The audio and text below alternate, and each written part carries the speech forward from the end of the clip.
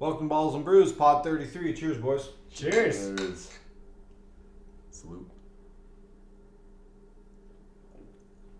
Yum. It's pretty tasty.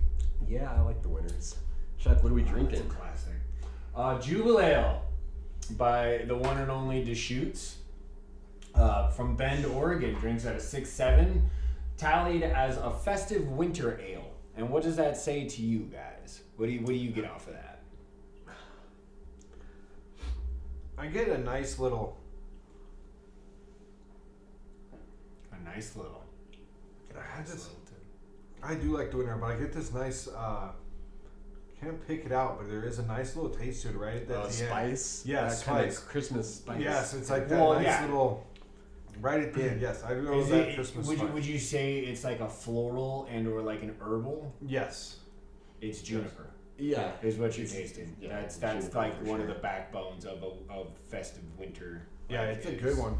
It's a good one. 6.7. Yeah, so you can hammer a couple of these. Look at the color. Yeah, look at the color. It's like I don't know if you can see it translucent, but it's like a caramel, and it holds a beautiful head. Like so, and that it kind of sets it apart from the other winter ales because of that Jubilee.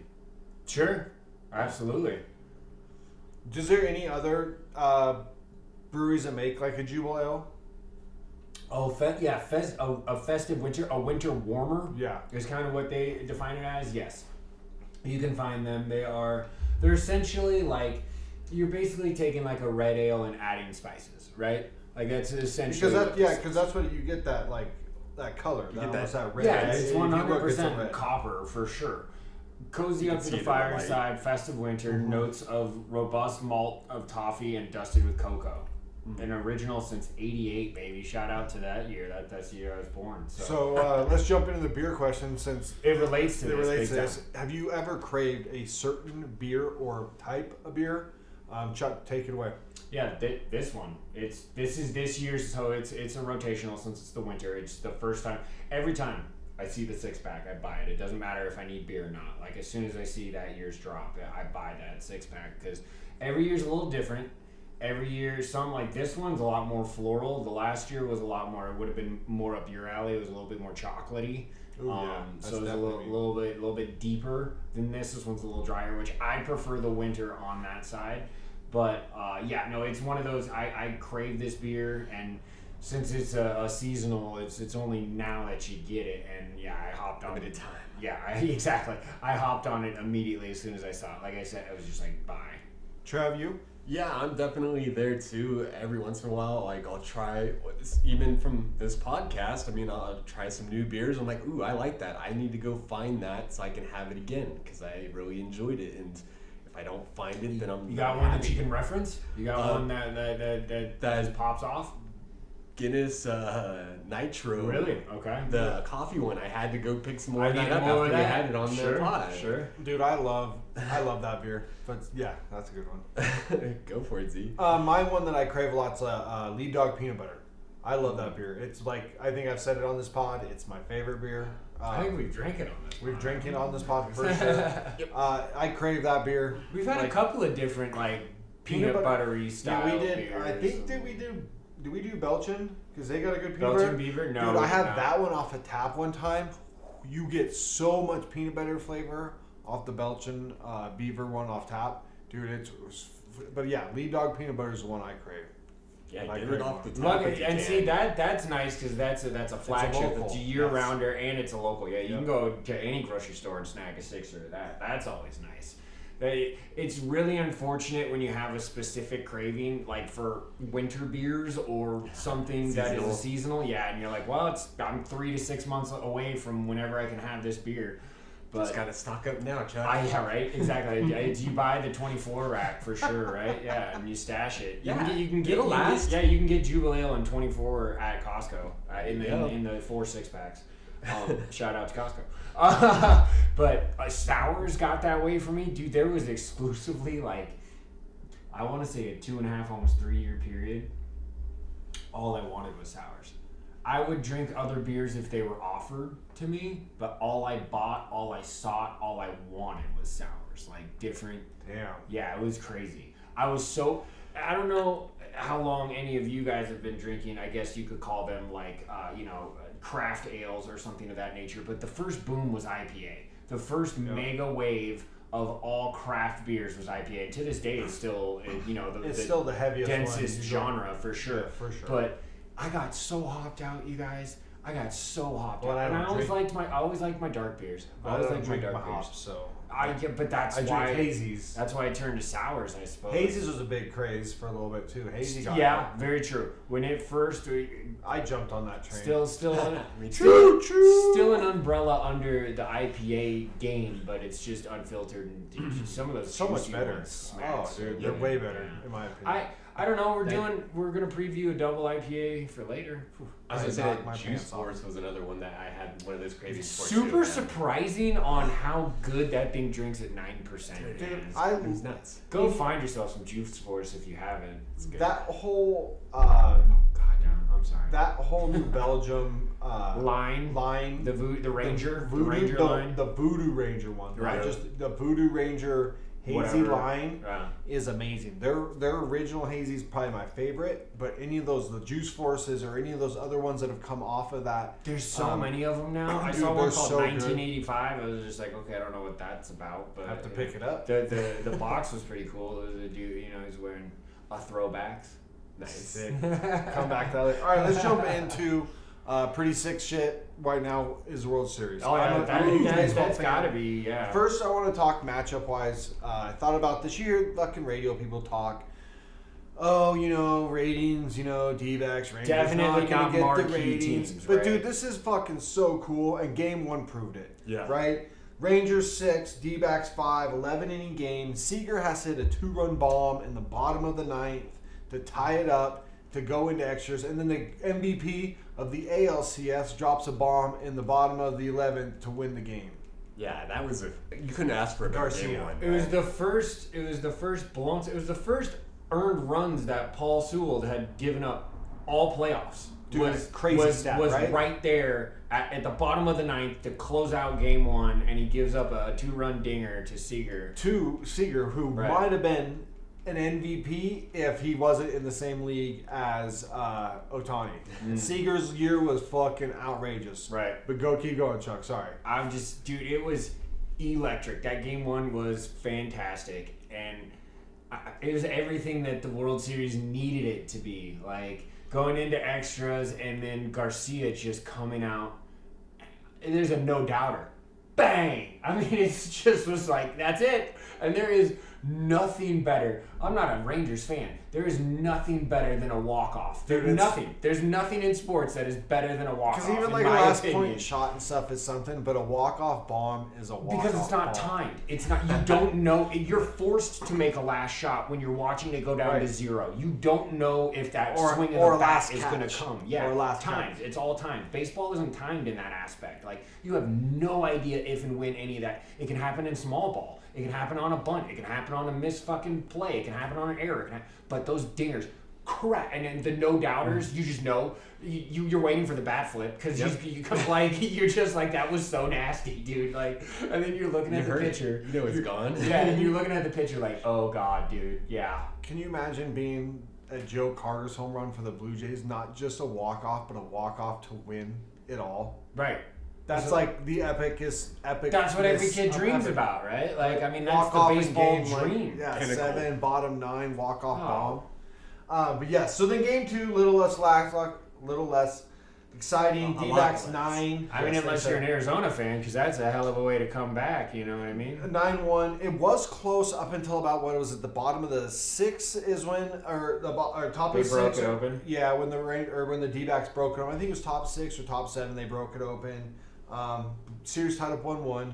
Now we're going into Arizona, correct? Because those are both in Texas. Texas. So now we're going into Arizona, and it's a 2-3-2. Baseball's 2-3-2. Even in the World Series, I gotta check that. But it's not 2-2-1-1-1. I gotta check, but in the championship it was 2-3-2. Right. So sometimes though, specifically in the chip, they do go 2-2. I gotta look, but which is but yes, D-backs dominate. But man, what a story of the D-backs. That is 6th seed coming in. At one point, had this awful losing streak. Was 9. just out of the playoffs. 9 in a row, yeah. Whew, man. Yeah, they were looking really bad. And the Giants were looking good enough to kind of sneak that spot that Arizona got. Mentioning the Giants, though, real quick, since we're talking World Series, Giants get a hire Bob Melvin away from the Padres. Hey. I think that's a very good. I think it's a great hire because Bob Melvin isn't a coach. Okay. The coach is like where you buy a team. He's like a coach that like what the Giants are going to do. They might get one big guy, but you're going to have a lot of other people that come from within or aren't big names. I guess my point was going to be like he just had a really down year with San Diego. And I think that's like, a lot of Padres were not good. So I mean, is it more to say that it just sometimes that was just too much talent of a mix. can be on a roster? Yeah, it happens. It happens where the things don't click properly and what looks great on paper doesn't translate to the field, doesn't translate to the locker room. You just can't figure guys out. Like there's no click. It does happen. The Diamondbacks are the exact example of what happens when you just find the right click. It doesn't even matter who these guys are. Like the Royals. Yeah, and was it Marte who has he just broke the playoff record for 19 games in a row to have a hit? That's insane. History. Think about the drink Royals. To that. I'll drink to that. The that's Royals. That's history, boys. The Royals of so many years ago. Who were they? Right. Yeah. Kansas City. But you're the Giants fan. What do you think of the hire? Yeah, no, that's why I'm happy with it. Like we were talking about, I think it's good. I'm very happy. I think going forward, the Giants are gonna bounce back pretty quickly.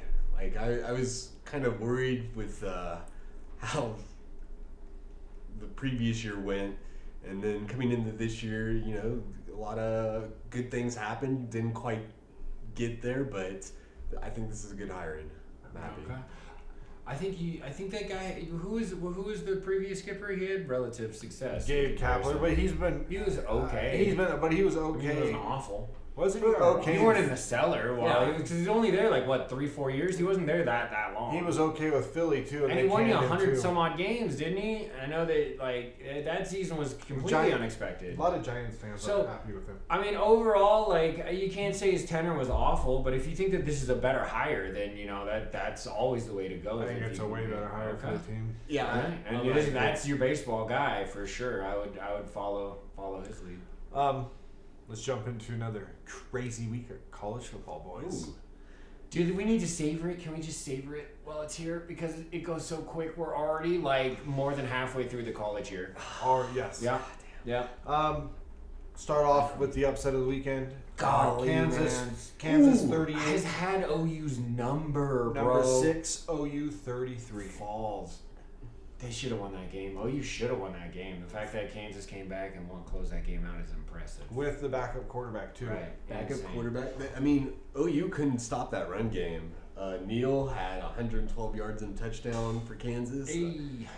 Man, he's tearing up that defense. And Kansas got back in the rankings this week. I think they're low 20s. Makes sense. But yes, OU with the upset. And OU was looking good. You come out and you have those big wins. You got to keep going. I like the coach Venables. I liked him when he was a D coordinator at Clemson. So and Gabriel was up in the Heisman. I think he's still there, but I think he's fallen back because of the loss. How nice is that though to see Oklahoma take their defense seriously? Post Stoops era, they're like, all right, look, if we're gonna be a program that's gonna make some fucking noise, then we gotta actually play some football. Yeah, the offense is great. But defense is got to show up, especially if you're talking rolling the big games. The only way you roll is through that defense. Is if you can, stomp the other opponent in those big games. And then I think the next game we're going to talk about is a huge statement for the winning team. Number 8 Oregon 35 taking on number 13 Utah by 6. I knew it. I knew it. I think Oregon is the best one-loss team, even over the Bama and Texas. I think Oregon is out fucking standing. I think that Washington playing in home got the dub with Penix, and he's my number 1 Heisman. But I still think Oregon is a dominant one-loss team. I think the most dominant one-loss team. Yeah, but you damn well know the Pac-12 ain't getting. We'll be lucky if we get one. We'll be lucky if we get one. Now, granted, the Big Ten will have to find a way to cannibalize itself, right? So I mean, I think the Pac-12 should get 2 this season. I mean, the Washington quarterback and play Oregon has aren't been going to play each other again. bonkers. No, right? They won't because And I agree with Zach. I think they're the best one-loss team. So if there's another one-loss team there, I think give it both. even if they're potential conference champions. That's the debate, right? With Well, it won't be. Well, yeah, because It wouldn't be because Georgia's not going to lose. So right. That's the only here first. Georgia's not going to lose. they're not going to lose. I don't think We'll so talk about either. that here. Actually, we'll talk about that now since we already talked about this Well, game. hold on. I Yeah. want Trev to finish his sure. order. I just wanted to finish with the Pac-12 has had the most ranked teams. The quality is deep this season. Agreed. And that having Oregon only having that one loss and it was a 3-point Nail game. biter. It was a nail biter. Yeah, It came down away. Right. No, Away. it's a quality loss. The computer Correct. would look at that loss and be like, "Well, it makes sense. Like you covered the spread." Bama lost at home to Texas. Right, Texas lost right. to And a not looked very bad. good It Texas, looked bad in that and then game. Texas lost to a not Now just got beat by Kansas Oklahoma team. Oklahoma team that yeah. So No, I get it. Yeah, I believe Oregon should be picked over Bama if they don't lose any more games. My opinion. I do That too. SEC bias comes in so strong. I Which, know it which will. sports well, writers we're and gonna shit, we're gonna so- talk about it in the look ahead next week. Next game, talk about Arizona. That's a Dude, good- Arizona's Ooh, playing take fucking that back. good, dude. Arizona 27 coming up over Oregon State, number 11 Oregon State by 24. Arizona's been playing tough. They gave They gave USC us game, a game. Washington We game. only beat them Dude, by 7. Arizona's got something working right now. Yeah, Good job, Pac-12, dude. Arizona or not Big 12. Pulling Arizona Yeah. in, dude. Arizona's got something working right now. So for Arizona, I think they're the most improved team in the Pac-12. They started off a little slow, but they're improving like I was hoping USC would have, and we'll get to that. I'm very curious to know what you guys think about that team. You'll hear about that in our fandom. Oh no. Stay tuned, everybody. Another upset. Dude, we've got a lot of upsets. This team, Good. I think is Trev. Except I for want to hear your Washington. opinion on this. I think this team is another up and coming team. Georgia Tech 46 over number 17 North Carolina 42. Georgia Tech seems to be one of those teams. You're like, ooh, man, that was a close game. Ooh, that was really cool. And Georgia Tech seems to be just kind of that, like in these games, like Arizona, and then they get the big win over Drake May, who played fucking good. I mean, he played really good. He showed. Well, clearly their numbers. defense didn't because they No. gave up a mass load. of Quarterbacks points. can't play defense, right, Penix? Right, Penix? Hey, nah. Yeah, well, Penix needs to clean some things up. Yeah, he's had a couple rough ones. questionable, But yeah, so what do you think about that? I mean, you agree, Trev? That one, I can't give you a strong opinion on. I haven't watched enough of Georgia Tech. I have watched a decent amount of Georgia Tech in comparison to some other teams, I would say, especially in the ACC. And you are right, Downey. They're feisty. For some reason, Yeah. they find a way. They finally got away from the fucking slow triple option. They run a modern fucking offense these days. They're not Army Navy, so they can actually keep up with some of these other offenses and even defenses. Schematically, they're doing a lot of different things. And I watched a couple of. They stole one from NC State that NC State almost had. They kept up with Clemson. I'm sure we're gonna talk about Duke. Duke got whacked. Dude, shut up. Georgia Tech and the ACC I think has been surprising. Correct. Some I of do them, too. some of I them do have too. been bad, but some of the other Clemson just below Clemson have been surprising. The I would betters are say. off on that fucking number 2 Heisman. Yeah. Or the bet makers, not betters, bet makers. maker. Let's jump into that game. Chuck, you talked about it. Number 18 Louisville, who's been playing really good all year. Oh, dude, and they've been like 23 6-1 coming in this game, right? Yep, 23 over number 20 Duke, and we've been big fans of Riley Leonard at Duke. After that first game where did he he play, beat Trev? Clemson. Did he even play in this game? I didn't even I look. Don't think. Well, I'm gonna have to double check on that real Well, quick. while Trev's looking, Chuck, you got those Heisman numbers? that we Oh can yeah, throw as out? far as the betters and where we're at. Because right now that was about what the big games were. I mean, Yeah, Georgia comes so- out and rolls again. But they don't really have like a Heisman hopeful. No, I'm just saying Georgia Especially comes without out and rolls. Bowers and- What do you got, Chuck, on Heisman? So the as it stands in the Vegas books currently, we have Penix at -138, your favorite. So That's my favorite too. He's in a way, kind of running away with it because the next up is plus 1,000 for second place, which is a tie between Dylan Gabriel and J.J. McCarthy. So the quarterbacks for Oklahoma and Michigan. Yeah, I think J.J.'s up there, but I think Gabe falls a little bit. One loss, well, you can still win a Heisman on one loss if your team fucking ramps it up after that. Jordan Travis, Jaden Daniels, and Drake May round out the other top nods. So I think that Jordan Travis and Jaden Daniels should be probably Jaden 2 Daniels and 3. is going to be a rough look because of his fumble in the bag early in the year. LSU has 2 losses in that. But his numbers, he carries that team. If sure, you look, he's running the ball, throwing the ball. His stats as soon as he outrageous. leaves, if LSU doesn't do something drastic, they stand to plummet because you're right. He hides a lot of errors in that team right now. And then, what do you guys feel about JJ being at 2?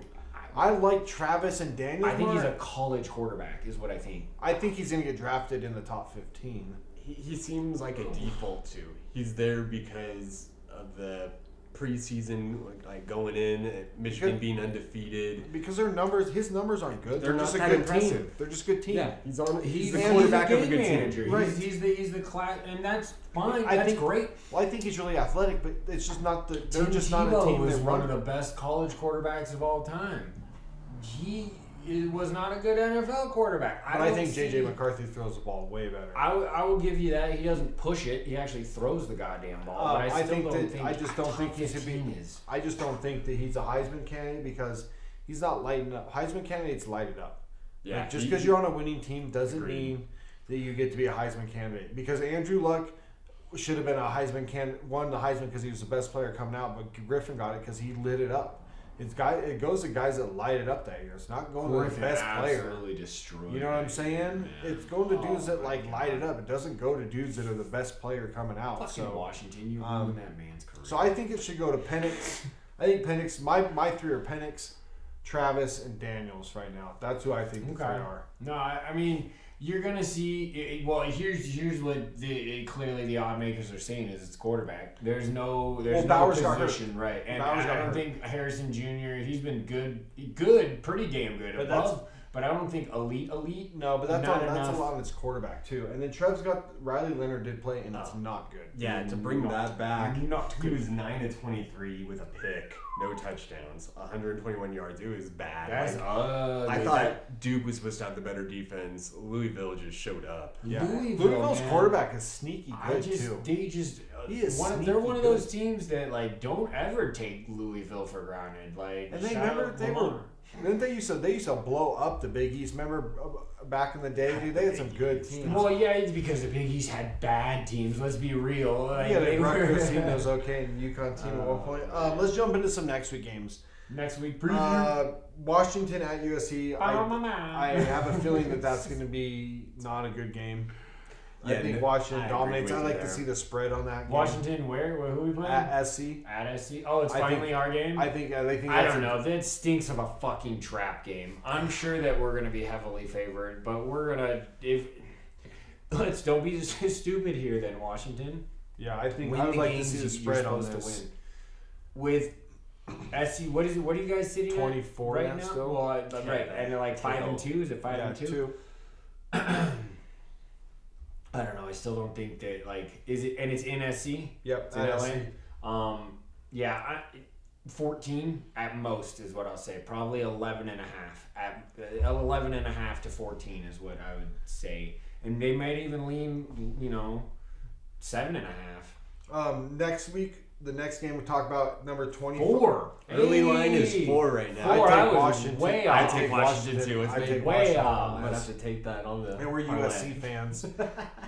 Number 25 K-State at number 7 Texas. I think this is gonna be a big game for Texas. Shout out to K-State. There's another Big 12er that kind of rumbles around that mid area. Dude, that Kansas State team's always a tough team to play. Typically, that Manhattan is not an easy state. And Texas still not playing. I think with Quinn Ewers next week. So Kansas State, is gonna give Texas a shot. And this is going to be Texas's time. You got to get this win. If you want any shot to get to 4, you got to beat this K-State team. Next game after that, Georgia gets a Missouri team. And I think out of the teams we talked about with new quarterbacks at the beginning of the year, Georgia, Bama, Ohio State, Georgia's playing the best right now. They are stomping teams out. even without Brock Bowers, I think they look the best of the new quarterback teams. I think Ohio State is at 3, and I think I would put them at 5. Alabama, we've seen their up and downs with their quarterback. What do you guys? Yeah, no, I agree. I don't think there's a big gap between Ohio State's and Georgia's quarterback, but as far as I was really interested to see how they look without Bowers, because I thought that might have been a crutch. It's shown to be a crutch in certain games. It has. And they haven't missed a beat. They have a lot of great talent on that team. It seems like that team's starting to finally kind of figure it out. I will tell you, Milroe is his name he's playing, dude. Alabama. He's playing if good. If he figures it out, he could be dangerous. Dude, he's big. He could be Lamar-esque, dude. But he's bigger than Lamar. He's a big dude. But he's still sweet feet. He's still, like, if you could teach him how to read defenses and throw first and run, oh man, that kid could be something. Like, don't get me wrong, I don't think he's like close, but I think that you have seen enough out of the arm, you've seen enough out of the legs, you've seen enough to know that if you get the right guy to develop this player, he could be phenomenal. This is not the year. I think that Ohio State stays undefeated. I think that they win the Big Ten. Ohio State is at 3, right? And they're undefeated. I don't think they're going to lose in the Big Ten. Like, they got Michigan. Right, but I think they're going to beat Michigan. I think that we just made the point to, like, I think that they have better weapons in Ohio State. I think that the quarterback is not good, or, not great, but good. That defense is still, man. I think Michigan slops the floor with Ohio State. Yeah, I think Ohio State wins that game. Maybe I think Ohio State is not very good at all. I think Michigan is going to slop the floor with Ohio. I think Ohio State is the floor. A worse. I think they should be. I did not. I think Ohio State should be behind Washington and Florida State in the rankings. Hey, I'm not against that take. I think that I was so pulling for Florida State to lose to Duke last week. I want Florida State to stay up. Nah, man, I need that 4 spot, G. I need it. I don't want to be on the outside looking at number 5 is the worst fucking spot. I don't think you gotta worry about that. Yeah, it's going to clean itself up. So knock on wood, take care of your fucking business, Washington. All right, don't worry about everybody else. Yep, that's all you got to do. And then the game of the week this week, LSU, number 13 at number 8, Alabama. Bama, right? Yeah. This is where Daniels either wins the high. If he comes out and balls against Alabama, this could be the game where he wins. This is also just like this is the pinnacle of college football right here, right? LSU, well, Alabama. It is. This has been one of the premier matchups for sure. It was, and then it kind of fell off, and now it's back to it. But even I would say, like, even through the down years, it's still. I mean, Georgia-Florida is supposed to be a good matchup, and it was not. No, Georgia. But Florida's not good. Not right. Not right now. Georgia is very good. Yes. Maybe if you would have stayed another year, Anthony Richardson. And then I think another game to kind of match. It's not a ranked team versus ranked team, but number 10 Oklahoma is it not ranked Oklahoma State. Oh, this is a big rivalry. Bedlam. And Oklahoma State is still like only a 2-loss team, so they're like on the hinge of being ranked. But so this is a careful Oklahoma. This could be 2 losses in a row. Unless your rival is like absolutely terrible, normally those games, civil wars are good. Yeah, like if one team is just completely off, I know, and I'm losing the Apple Cup. I'm losing. No, you guys are still gonna play. Yeah, but it's an out of conference game. It's got to be a scheduled game. We have to agree to turn. We have to do this whole fucking thing. It'll be every couple years. Well, no, it should be every year. Few years, probably. Hopefully, that'd suck. But I think that's a good slate. It's a better slate of college football next week than it was this week. This week we only had 2 matchups. We got some upsets, right? Which did change the landscape. But going in preview wise, it was kind of like, man. The preview for the upcoming week is pretty dense. I like it. Let's jump into some NBA talk, Chuck. Chuck's pretty excited about this. NBA starting off. That's why I wore the Sonics hat. I'm so. Trev, are you excited NBA starting? I don't get really into the NBA quite yet. Like, I'll catch a little bit here and there, but right now it's World Series, it's football, and then NBA here and there. I sprinkle it in until we get past some of those others. I watched like 4 or 5 full games before we get into the games. Giannis signs that 3-year max extension, 186. Dude, Bucks could be really good for these 3 years. Dame's probably got about 3 left. He's getting older. These next 3 years for the Bucks could be. Shooters never die, bro. But he could. But you know, the game lasts. The game lasts if he can manage his minutes. Good signing, right? Everybody loves it. Yeah, and to top on that, Dame's opening game for the Bucks, he scored 39 points, 4th most all time in the NBA. First for the Bucks, of course, and then like the way that they're playing, it looks like Dame's gonna run that offense. Well, Giannis already said it was his team. Yeah, and I think that's the best route for them to go. I think that offense is gonna be if fire. Middleton can stay healthy, dude, they're not gonna be able to. It's gonna be so hard to play him. Yeah, and there was a lot of good.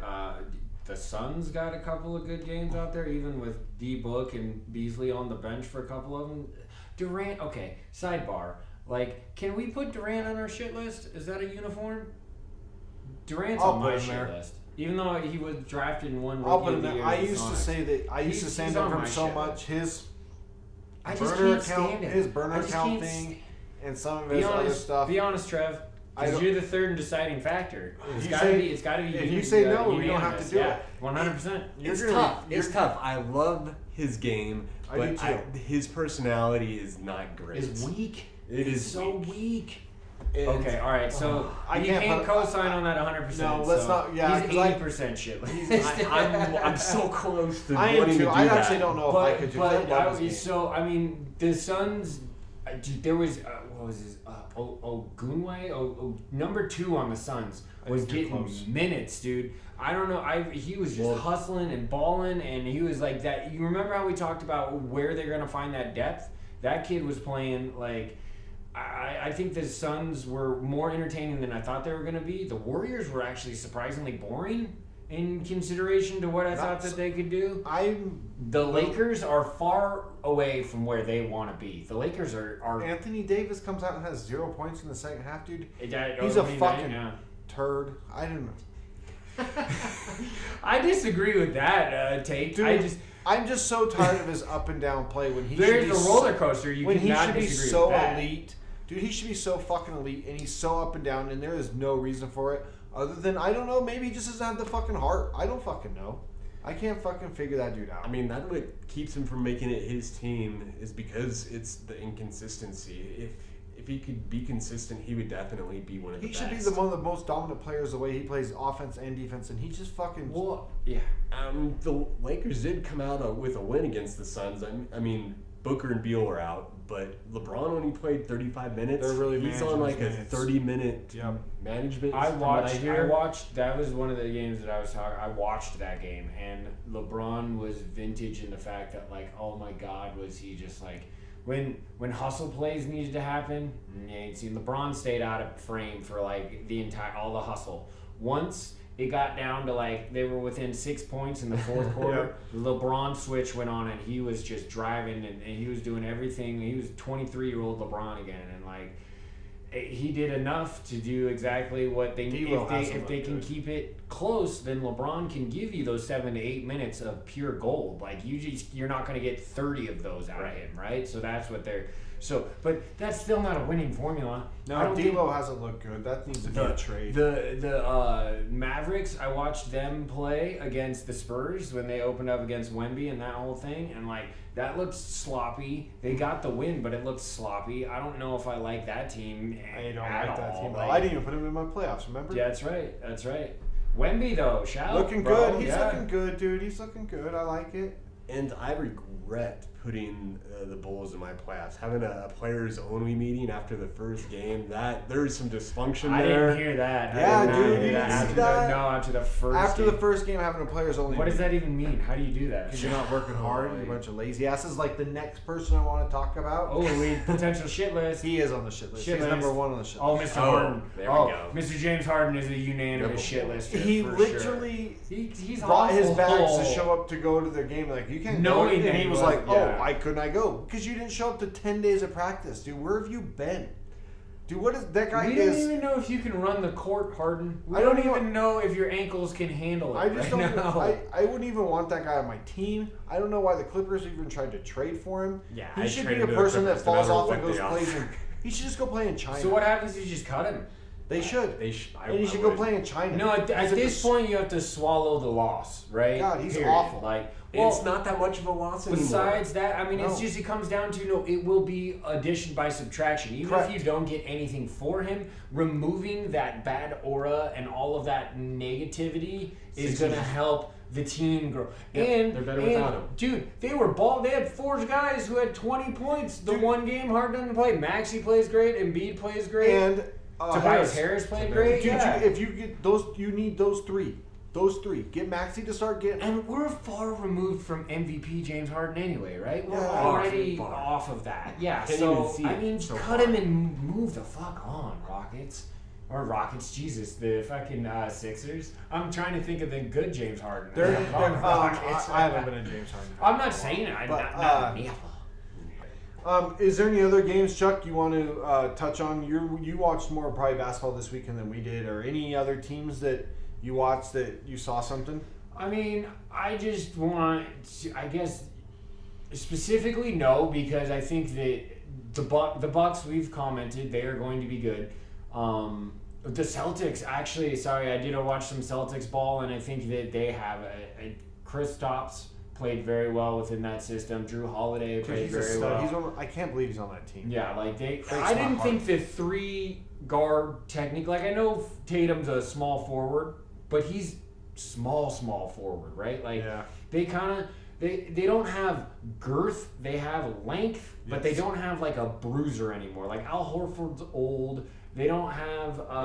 Williams. They traded. They traded him, and then who was Robert Williams? They traded. Grant Williams? Yeah. So exactly, they don't have a bruiser, and I think that's the one weak part of the Celtics potentially, but they looked really good.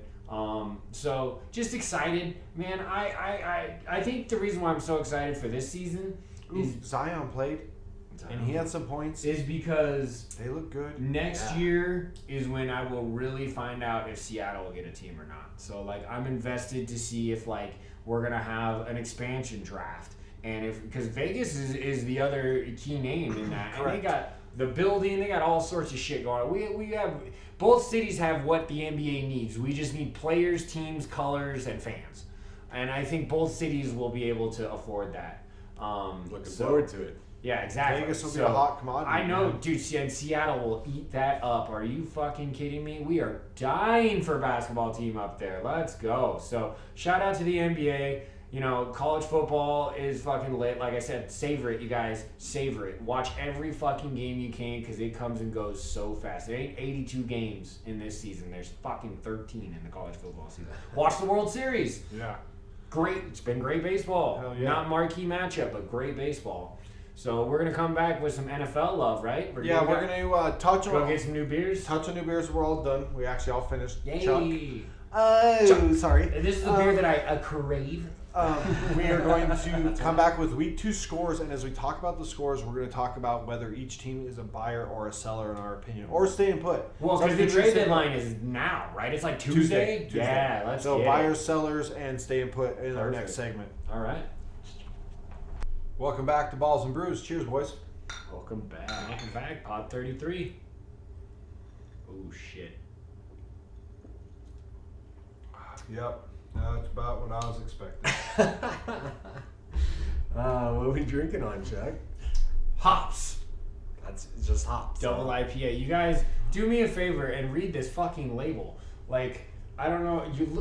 It's by Dust Bowl Brewing, and it just says hops double IPA. It's a double IPA, but it just says hops. Like, I don't think it has a name. We sat here and mulled over that for I think that's the name. Several minutes. I think they just called it hops. Which, got real creative. I was gonna say a little unoriginal. But Dust Bowl, like I just mentioned, they're out of Turlock, and it drinks at an 8.3. So this is Zachary Downey's favorite kind of beer. It tastes like an 8.3. Honestly, okay, if you are a hophead or if you do enjoy, if you're a hophead, you have to be fair though, because look at the head it carries on this. Look at Trevor's pour. Like it's not a like. I guess it's not a what's the word I'm looking for here? It still carries a nice body. It's still thick. It's not like a thin IPA by any fucking. You're just gonna chug it, aren't you? Just try to get through it. Yeah, definitely more traditional than all the stuff we've had lately. I think this is very good. I think it has a really nice actual backbone of some citrus that a guy over here can't fucking appreciate. Mosaic hops for sure, you can taste those. Yep. Citra even maybe might be on there. But the Mosaic for sure I would say stands out on that one. Excuse me. I enjoy an IPA now. Like I was saying earlier in the pod, how I burnt myself out, and I did, of hops because of beers like this. This is what craft beer was kind of introduced as, right? Yep. Like this is the more aggressive version. It's the double. It's 8.3, but all of it was kind of this, and you're just like, okay, this is good, but goddamn, dude, like, because we here on Balls and Brews love and appreciate our dark beers, but you will find out there that the vast majority of humans don't enjoy. They lean more towards something of this nature. 100%. So when you go and you try to barter with somebody like, hey, let me get a dark beer, they're like, I don't drink that shit. You're like, God damn it, like. But honestly, if you do like hops, if you do like IPAs, this is very good. It is. Trev, I mean, I know you're an IPA guy. person beer. Yeah, it's not my favorite, but it is definitely more the traditional kind of double IPA. Like if that's what you like, then you'll probably like this beer. Hopheads. Yeah, let's jump into the week of football. We're gonna start with Thursday night. As we said, we're gonna give scores and then go right into whether we think the team is a buyer or a seller. So Thursday night, we're gonna kick it off was the Bills closing out the Bucs. It was actually the score. It was so funny. Like the Bucs were getting dominated most of this game. Final score is 24-18.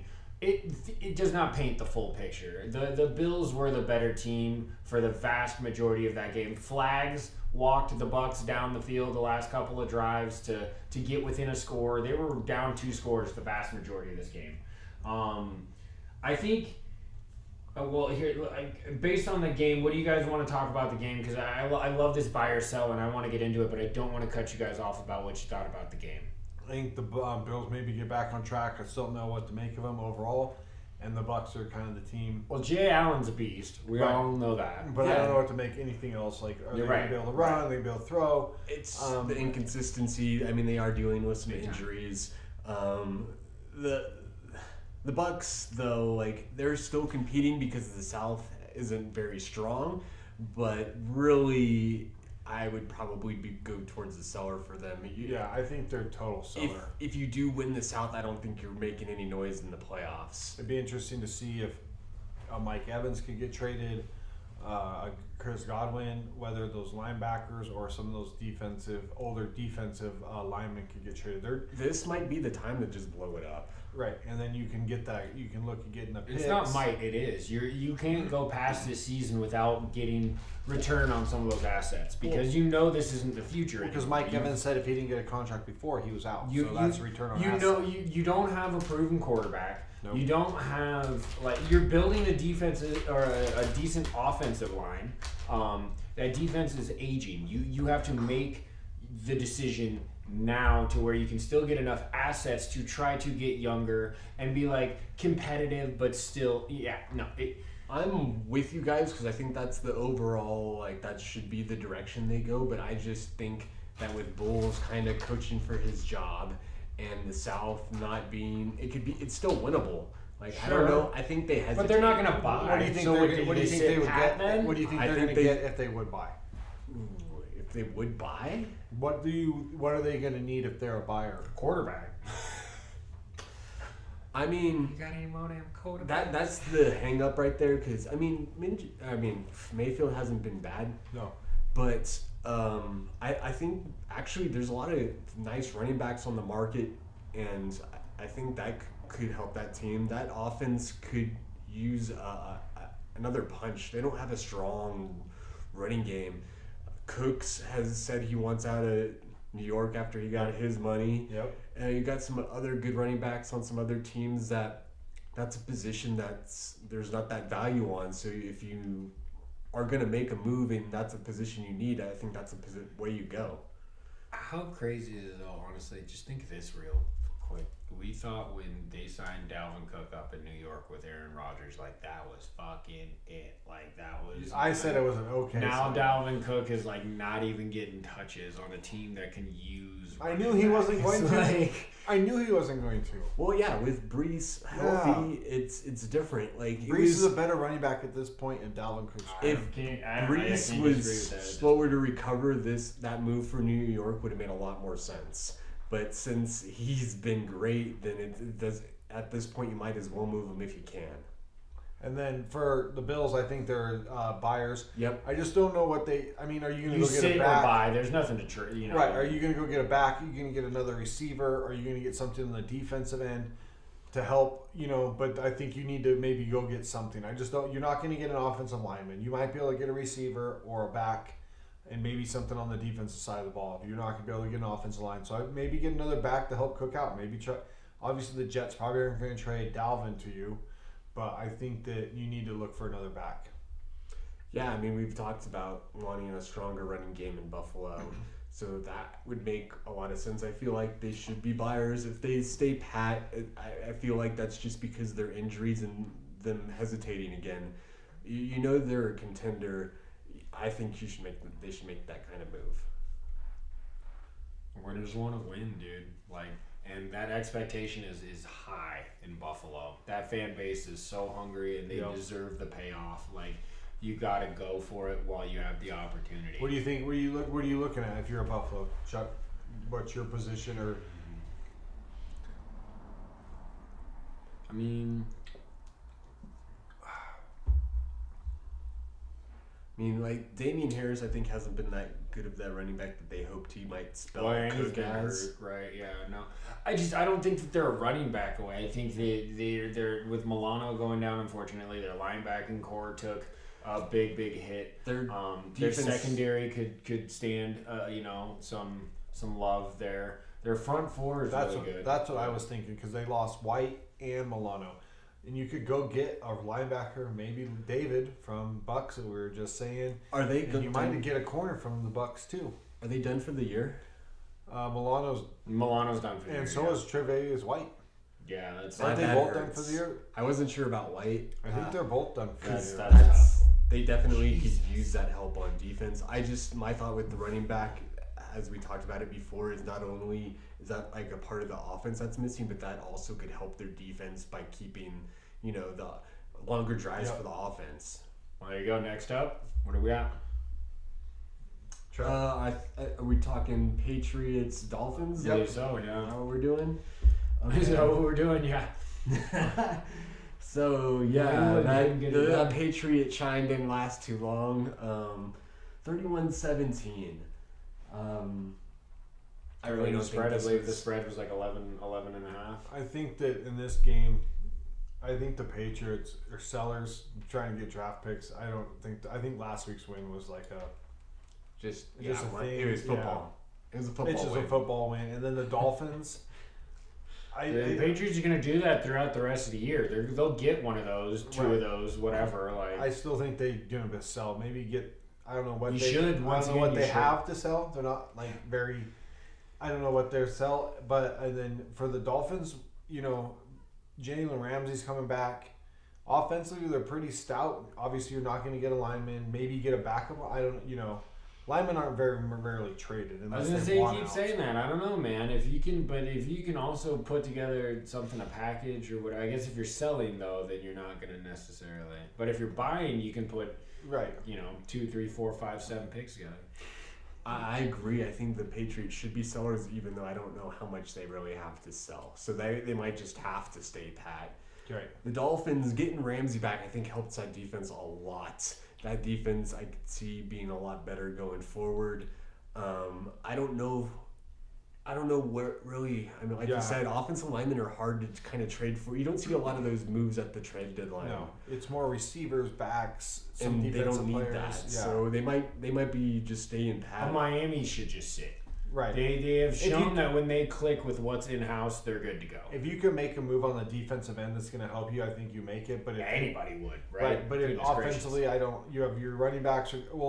Maybe depth at running back again. But you're not making a big move. Well, Achane's going to come back in the next couple of weeks. Is he a 4-week? I believe it's just 4-week short term. IR. Yeah. So well, I mean, they have, at least. Yeah, right. Exactly. So I mean, Miami should sit. I don't think that they should buy or sell. To be fair, I think that they really have they've been a little roller coastery over the last couple of weeks, but when they're dialed, they're a good team, right? They can play on time with Jalen Ramsey, who's already in house, coming back, super heady for the game, hungry. That guy's gonna come back and he's gonna make a difference. He played today. Oh, he did. Yeah. Oh, I didn't know he was live today. How'd he do? Well, he got they won. break, actually. He won. So there you go. But I think Miami can make some noise. New England, why not blow it up? Why not blow it up? That's a bad team. That even means a coaching. That's a bad team. What's up, XZ?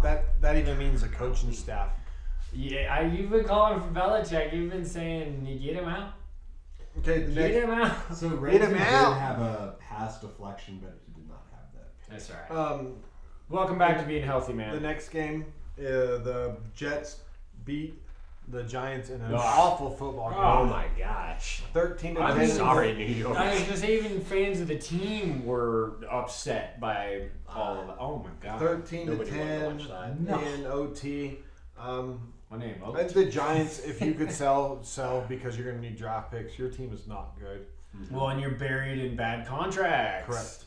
Very bad. Daniel Jones.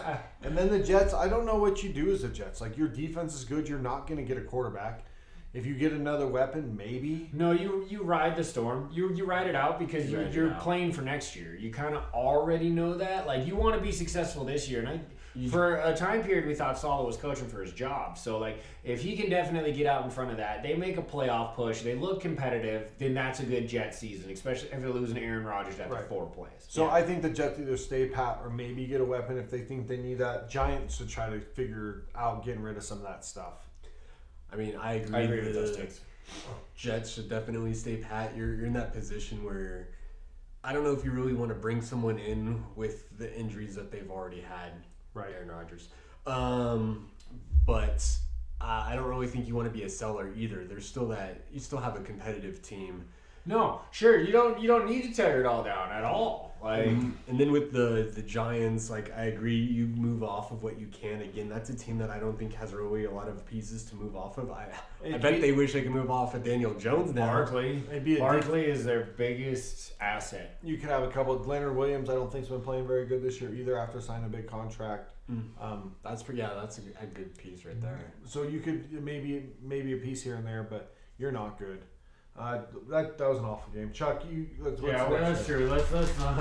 Let's not dwell on shitty football. Yeah, dude. That minus 8 yards. Giants, great job passing the ball. That's a fart noise. Jesus. Just in case you're wondering. It's more like Up next is diarrhea. Because that's the game we played. Is a 20-10. Jacksonville goes into Pittsburgh and is able to take down the Steelers. Now, unfortunately, in the second quarter, Kenny Pickett went down with a rib injury, which obviously hinders the ability of the Pittsburgh Steelers offense. They have the one and only Mitchell Trubisky as a backup. But that offense wasn't good anyways. He was starting to at least make it work. I wouldn't say that it was awe-inspiring, but he was running it. It was a Steeler team where they had some good drives, they had some drives, but I don't think that they're not the most anemic offense in the league. But that game right there says a lot about the Jaguars doubling up the Steelers in Pittsburgh. By the way, ETN had himself a day. He had $130 on the ground and a tud, so can't shit on that. Ridley had a pretty good day at about 67 yards. T-Law was good, but I think, what do you think about those two teams buying and selling? Because I think that the Steelers historically don't. They just won't. They don't just do anything. Yeah, they pretty much always do. They draft. They very rarely trade, and if they trade, it's not in season. You're not going to go get a quarterback that's going to get you anything else. No, because the only quarterback who would have been worth trading for. Right. It got hurt, which we'll talk about.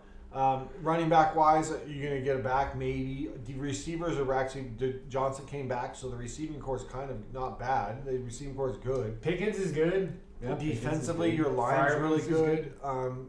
The back end's so. You maybe you'll get a corner, and then Jacksonville wise, I think same thing. Josh Allen on the defensive end is playing out of his mind this year. They have weapons all over the offense. Maybe get a backup running back. Their backup running back's a rookie from Auburn, and he fumbles the ball a lot. He's got the butterfingers. Dude, he fumbled again today. In a bad spot. If anything, the Jags maybe get something like that or stay pat. And I don't think the Steelers do anything, but if they did, it would have to. They don't run the ball very good, and I don't know if that's Najee or what. Warren's okay, but on the back end, their cornerbacks still are. Yeah, and that offensive line, I mean, they're working on it, but it's still not great. I agree that the Steelers will probably do nothing. They maybe should be sellers, but I doubt they'll do that. No way. They're not going to prescribe to that. Especially with the record right now, because, that also has got to play into it. Mm-hmm. On the other side, though, Jags, I think, should be buyers. I don't know, maybe another piece on that defense, if you can find, everybody would love another pass rusher. Something like that, though, if you can add a little something that could help. I don't know. I think they just need to sit pat. I think Peterson's got that chugging along. They're where they need to be. Like, I don't think you need to shake a lot of that up, to be fair. Adding talent is always great, but they don't need to, I don't think, expend anything to make the team better. If they're talking first, second round picks, I don't think they need to. I think if you got a third down pass rush or something. No, so good game in the AFC. What's up next, Money? Next up we got the Falcons and the Titans. A loss on the bet. Yeah. Falcons go down to the Titans. Will Levis makes a nice come out. Looks great. Titans in those wearing those Oilers Houston uniforms. Thank you. I was gonna. Oh, it was tricky for the brain to work that out today. The Houston, Tennessee Titan Oilers. Yeah, dude. Well, that seems a little wrong. They got a W. I understand that. I don't know. I think that it would be like the Thunder going back and rocking Sonics. Yeah, stuff. that would be. You wouldn't like that. I would vomit. I would fly to the offices wherever you are, NBA, and I would fucking picket. Adam Silver would not have a day of rest until he heard me out.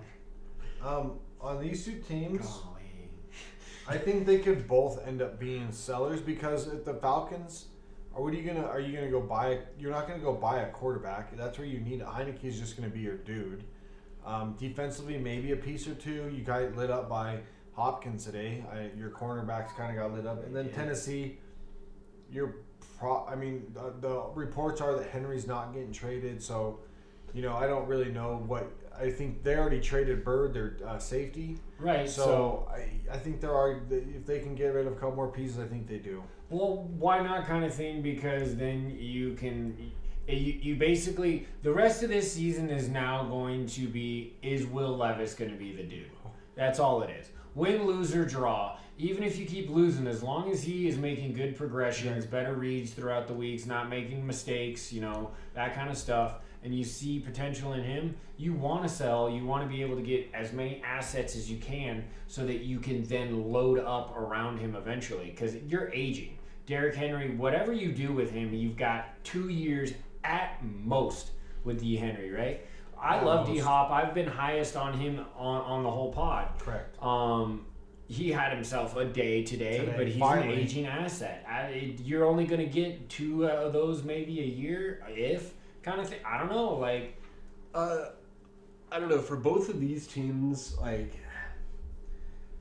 think they probably stay pat. And the reason I say that is the Falcons, again, they're in a winnable South.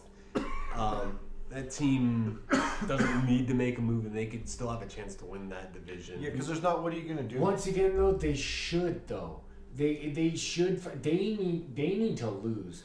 Atlanta, I know it's because of the quarterback. Nobody wants exactly. They have no future at it. Yeah, Heineke's not the dude. Ritter just got half a season. He not the dude. Look like the you dude. Need it. You don't want to tank. You don't want to throw around that word. That's a dangerous word, But you guys need to You need to lose in a healthy manner. You need to get towards a top 5 pick in the draft and you need to get a quarterback because there's so much talent on this fucking team that needs to be unlocked offensively. And it's so painful to watch Atlanta. It's so fucking painful to know the abilities of your skilled players that can't get the ball. And then I agree with you. Hopkins and Henry would be the pieces to move if you're the Titans. My only hang up there is this is probably good for Levis's growth. Correct. Having those players. Do you want to increase his growth by keeping those guys and seeing if you can compete for that last spot in the AFC? Or do you just want to build for it? Because, yeah, you get rid of those guys, you're definitely have a better chance of building for the future, getting those assets. I think that needs to be the long-term goal. It's definitely the long-term goal, but how if short-sighted are they? But if you miss this window, those guys are not getting value next year. Another year, more mileage. That was already the talk going into this year. But again, what's more valuable, moving those guys right now or developing Levis? Okay, that's a good argument. I think that Levis will still be able to continue to develop. I think that it was a heck of a coming out party. I agree. Hell yeah. I think showing off that. You offload. I think you offload while value is high enough to where you can then bring in potential. Like, okay, but it's always potential. You can miss on those players. 100%. Excuse me, 100%. But then you get 16 months out of both of those other guys, and then you're where without dealing anything. You get a good Levis, but no assets to put around him. Yeah, but if you have a better Levis, that might be better for the future of the program. I like it. I like the take. I don't like it. I play both sides because I understand both sides as well, man. It just depends on the kind of GM I guess you are, right? If you were a coach, you want to keep those guys. If you're the GM, you want to move on from those guys because it's long term and short term. And money too, man. You're saving a shitload of money. You know what I mean? Eventually, like. Next up, Texans 13 at the Panthers 15. Panthers get the first win of the year. This is my blown pick. Both teams stay pat. There's no reason to be buyers or sellers. Texans, you're gonna stay pat. Hopefully, I think maybe the Panthers should sell a little bit. But if they could, I heard that people are calling about Thielen. Oh, maybe, yeah. He's had an alright year. I don't. Yeah, it's kind of a Burns. You know, maybe Burns, if you could get. Did you hear the deal that they turned down last year for that guy? It was 2 firsts and a second.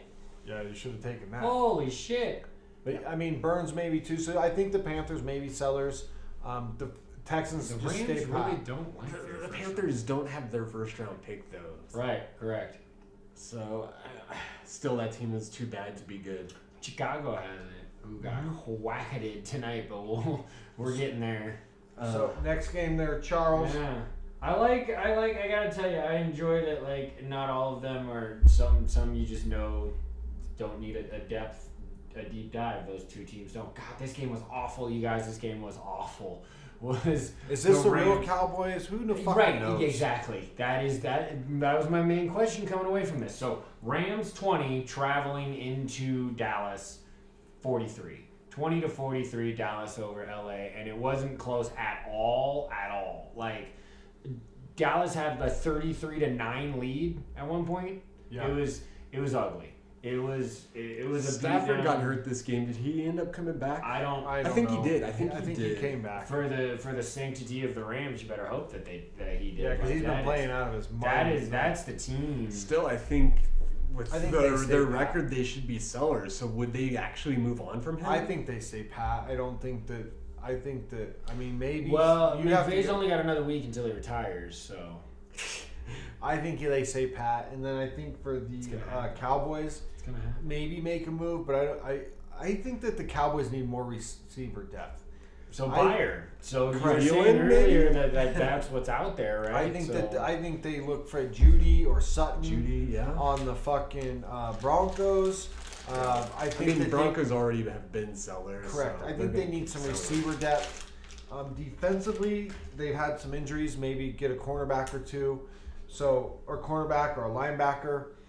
You know, but I think the Rams say pat. I think the Cowboys maybe need to make a move. Maybe a receiver. A Sutton or Judy maybe out there receiving. Out of those two teams, they absolutely should be the buyer. Yeah, I think the Rams just say pat, dude. I don't think they sell. but I don't think they move on. They got a lot of young guys. They just keep building on that. Maybe a back to spell Pollard, or again, receiver would be nice. Man, if Hopkins moved there, that could be a spot. But Cooks has been kind of a disappointment. He was supposed to be that other guy. A little bit today. He had another game too, but he's only had like very far between moments. But is that on Dak? Dak, Yeah, that's is it? I don't know. Is it Dak? I'm not a big Dak person, so. He threw 4 tuds today, but you're due a fucking decent day eventually, I suppose. What do you guys think? Buyers or sellers on them? I mean, I already kind of talked about the Cowboys. For the Rams, I think, I don't know.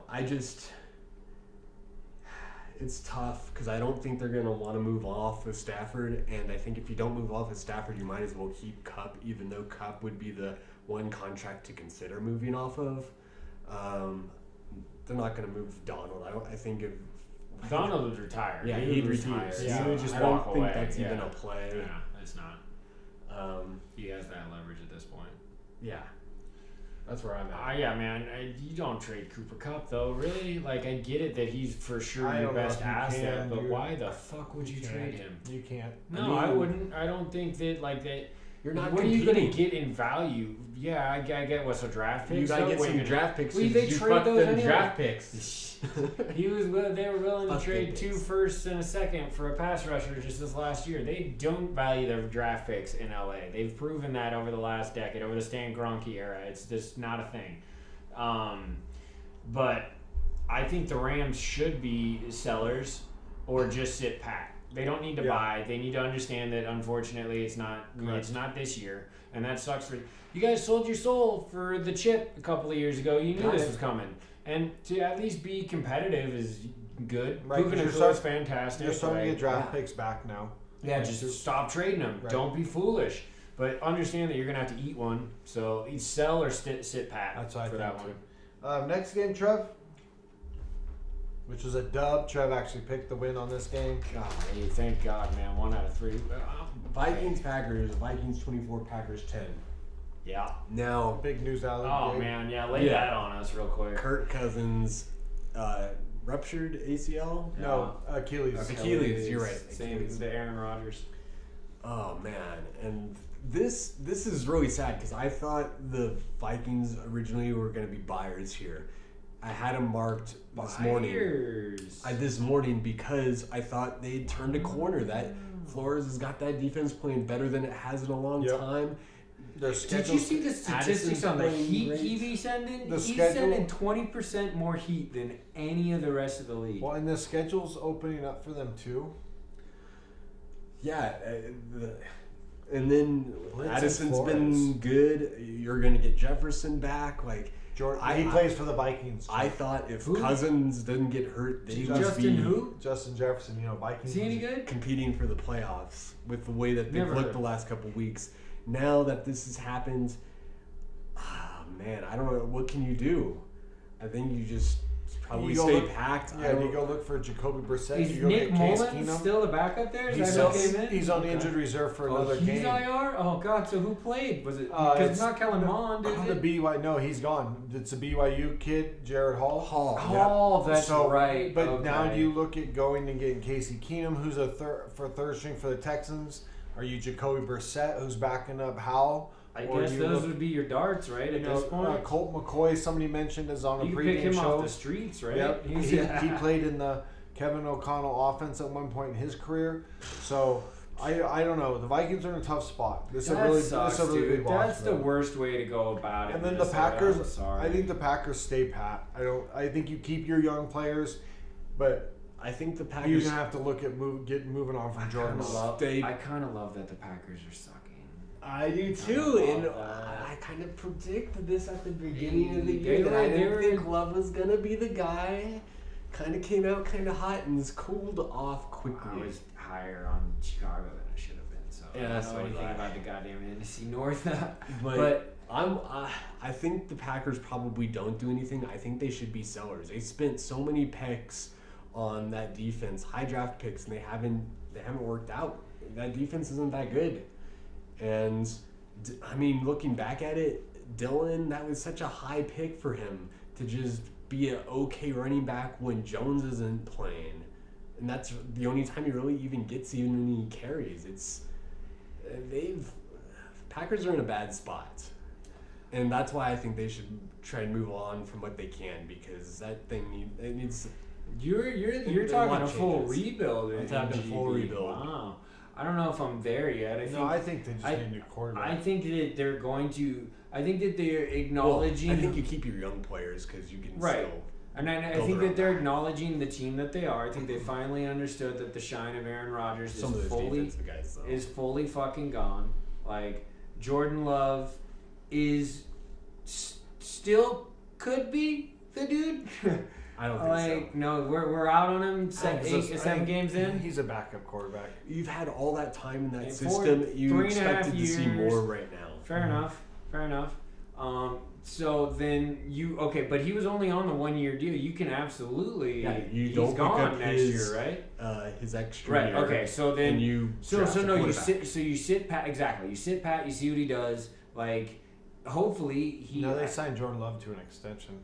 They did? I thought he only got the 1 year to play this year. He had one more. It was a 1-year extension. I thought. Maybe. I thought they signed him to like a 2-year or something. I don't know. We'll have to check that. Or if you know, down in the chat, let us know. All right. The next game is Saints 38, Colts 27. Saints finally come out and put something up offensively, help out their defense. I think the Colts stay pat. There's not much you can do. I don't know if you're going to be a seller of any of those pieces. I think you keep your guys, your young guys, and you just still got to heal AR. Anthony Richardson's got to come back. You got to really see what that team is trying to be. And then for the Saints, you're like we said earlier, it's hard to get offensive line. Their defense has been stout all year. Offensively, what are you going to get out of another weapon? Maybe your Kamara's kind of been your only weapon, it seems like, as of late. That Rashid Shaheed guy, he's been good lately too. If you can throw him open, he's got some moves, man. That kid can ball, yeah. So I think the Saints stay pat, and I think the Colts stay pat. I agree overall with that. I don't think either one of them is really in a position to move. I know that the Saints have aging contracts that they need to get off their books, because the aging contracts are from aging veterans, and it's like, you're not going to be able to get out of Cam Jordan what you really want, so you're going to let him play through and probably, walk off at the end of this year or whatever, probably retire. Like,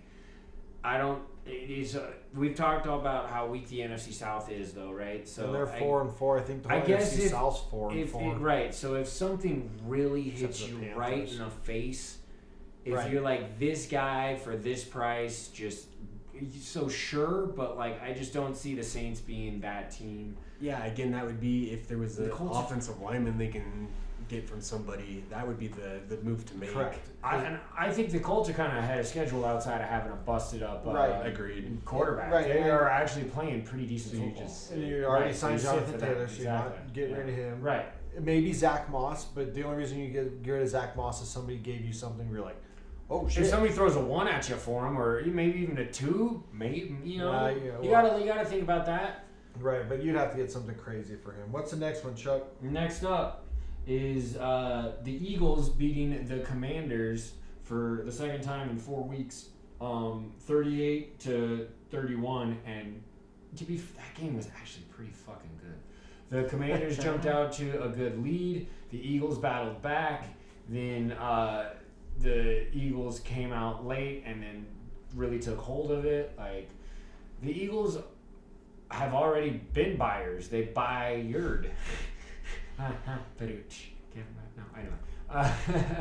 I think that the Eagles aren't going to need to make any more moves. I think they should sit pat with the roster that they have, with the equity that they have. They have a crazy young team already that was in the Super Bowl last year and drafted well again. The Commanders, I don't know what the fuck the Commanders need to do, man. Sell the defensive line. They're stuck in a really odd spot right now, because that offense on paper, the offense looks like they could be the Chargers on paper. You just need a quarterback. Sam Howell's not Justin Herbert. I'm not trying to say that, I guess. But, like, they have weapons there. Brian Robinson is good. John Dotson finally had his first. I think Sam Howell's actually played pretty well. I mean, he's had a couple of 300s, but he's made some critical errors in some critical spots, and I think that needs to be accounted for. I think that they're sellers on the defensive side. Maybe that's where their assets are. That's what you get the most out of. Assets on the offense too. I think Rivera's gone at the end of this year. I just don't think you can dump that offense. I think that offense needs to grow. I think that unit, the way that I do too. I think needs to stay. I think the defense would be selling, but I think right. I think Rivera's gone. I don't know. Yeah, but I think that Rivera's gone, and I think if you're selling defensive side pieces like that that defensive line. I think with the Eagles, they'll probably just sit pat. I think it's just finding their groove. Like A.J. Brown and Hurts are on the same page, but getting that rest of that offense and defense kind of getting even better is all they need to really focus on. For the Commanders, this is the team more than any other team where if you could bring in an offensive lineman, that is what I would do. You gotta protect Hal. He's getting hit more than any other quarterback. I love his aggression still. I think his play, Warren's keeping around to see how it can develop if you can protect him, but they just can't right now. And I agree, the defensive line is where they can get the most value. You got Sweat, you got Payne, you got Chase, all those guys. I believe at least one of them will get traded. They got to move at least, I think, one to get some more assets for the future. You got anything else for that? That's it. That 100% agree with you right well, there. Why don't you jump to Ravens Cardinals, since Chuck will probably want to talk the game in front of that. Okay. I don't know what you're talking about. Ravens Cardinals. So Ravens 31, Cardinals 24. Pretty close. No, it really wasn't. The Cardinals came Cardinals back. made a surge at the end. It was the Ravens game, pretty much. Well, I mean, they finally kind of got that ground game going. Edwards had 3 touchdowns on the ground. Yep. Gussie. Yeah. The Ravens just kind of rolling though right now. It seems like it doesn't. Finally turning into that team that we we chose thought that to they go were gonna to the Super Bowl. Yeah. Yes, you guys did. I think that the Cardinals stay pat. There's not much. If they do anything, there's not much for them to do. If they sold, I don't know what they'd sell. Exactly. Ravens wise, are you going to go get a defensive piece? Offense is good enough. Are you going to go get a defensive piece? Would be my one thing. They seem to. I think their defense stands pat. I think that you go and get potentially a receiver or running back. That's running back would be the one piece I think you would want. You've shown the idea that you want to, push Lamar forward. You swung this offseason. Some did a little connecting. Not all of it, connected as much as we thought it would or potential, right? I mean, Flowers has been a good why not keep receiver. swinging? I think Odell is coming back from his injury. So I think he's been solid. It would definitely the odd man out would be, I think, Bateman. I think you could get a better third receiver. But I do agree, running back is probably where I'd look first because Edwards, we were talking about him having a day-to-day, but I really don't feel him as a strong number one, and the guys behind him are even worse. They're spell guys at best. Oh, for RB, for sure. If you can just get D. Henry. Henry, of course, but maybe even Cooks, that would be a spot maybe for him. Dalvin Cook could come there and make some noise for sure. He'd fit in that system really well, actually. Or one of those Colts running backs. Moss maybe. Next game on the list is Chiefs at Broncos. Broncos get the big win, 24-9. Who saw this coming? Nobody, but it's football. Who saw this coming? It's football, and not only that, but that wasn't football, and that was the Denver Broncos. No, they actually played the really Chiefs. good. They absolutely did. I think that the Chiefs need a wide receiver. They need somebody to come in, a veteran person to come in and catch balls. I thought Rice was going to do something. He dropped a couple more balls today. Skylar Moore dropped another ball in the end zone at one point. They need a receiver, a person that can. Yeah, Sky Moore. Sorry, not Skylar. They need a receiver. And I think that's what they need. Their defense is actually playing pretty well. And I think the Broncos are sellers. I do. I think that they're going to try to get more pieces. They're not going to win. They need to get some draft picks and get some other help, younger help. I mean, Broncos have been sellers. I think they continue to be sellers, but I think they should hang on to some of those younger pieces. Kansas City definitely needs a wide receiver now. I mean, I don't see like an in-division trade, so I don't think Drudy's on the table, but maybe even just getting somebody like Thielen there would be beneficial because really Kelsey garners all the attention. The other receivers aren't reliable enough at this point, and a bit disappointing, really. You're not going into Kansas City saying, "Oh, who do we have to game plan for in the wide receiver room?" You're not doubling any of those wide receivers. Yeah, no, you don't need. D-Hop would be a nice name. Yeah, of course, that too. Jeez, is there another name that would come to mind? Possibly. No, because like you said, you're not going to do the in-season or the in-conference trading, so that takes out like Sutton and Judy. Yeah. Thielen, I think, is a great name to throw off. I mean, he's not really a difference maker. I mean, they got back Hardman, so I'm sure that will help. He muffed a punt today. Muffer. Yeah, they do definitely as another receiver. Sorry. Broncos, sit pat, don't do anything, figure out what you got, dump Russell Wilson if he still plays like shit. Kansas City, if you could find yourself in a receiver, absolutely do that. If not, otherwise sit pat. Pat Mahomes is still, it's one loss, it looks bad, it feels bad. It feels bad. It feels like you just got, your gut punched. Like, that's a real tough loss, especially you hadn't lost, Mahomes had never lost to Denver. Like, this was just, that's the exception, not the rule. So no need to panic if you're Kansas City. But if you can find your way into a receiver, that absolutely they should. Take your team. Am I next up? Yes. Is that me? Yes. All right. So with the thrilling escape at home in their beautiful throwbacks, which I will. They were nice. Revisit that topic entirely a little later in the pod. But. It was 24-20 Seattle over Cleveland. We jumped out, and I say we as I'm part of the Seahawks, to a 14-0 lead. They battled back to 17-all, and then ended up taking the lead at 20-17 at one point. And then we went down in the final drive. What technically wasn't the final drive, but the game, leading drive. And took the lead 24-20 on us. Jackson Smith in Jigba, my boy, manifested at number 11. I wore that a couple weeks ago, and he's had 2 touchdowns since. So I might need to bring that jersey back out. Hey, yeah. So we took one from the Browns. They played very well as well. Gino made a couple of bonehead moves.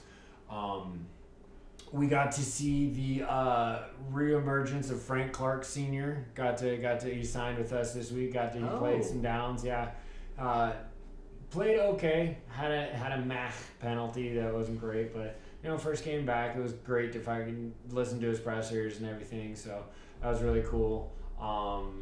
Overall, Seattle's gonna sit pat.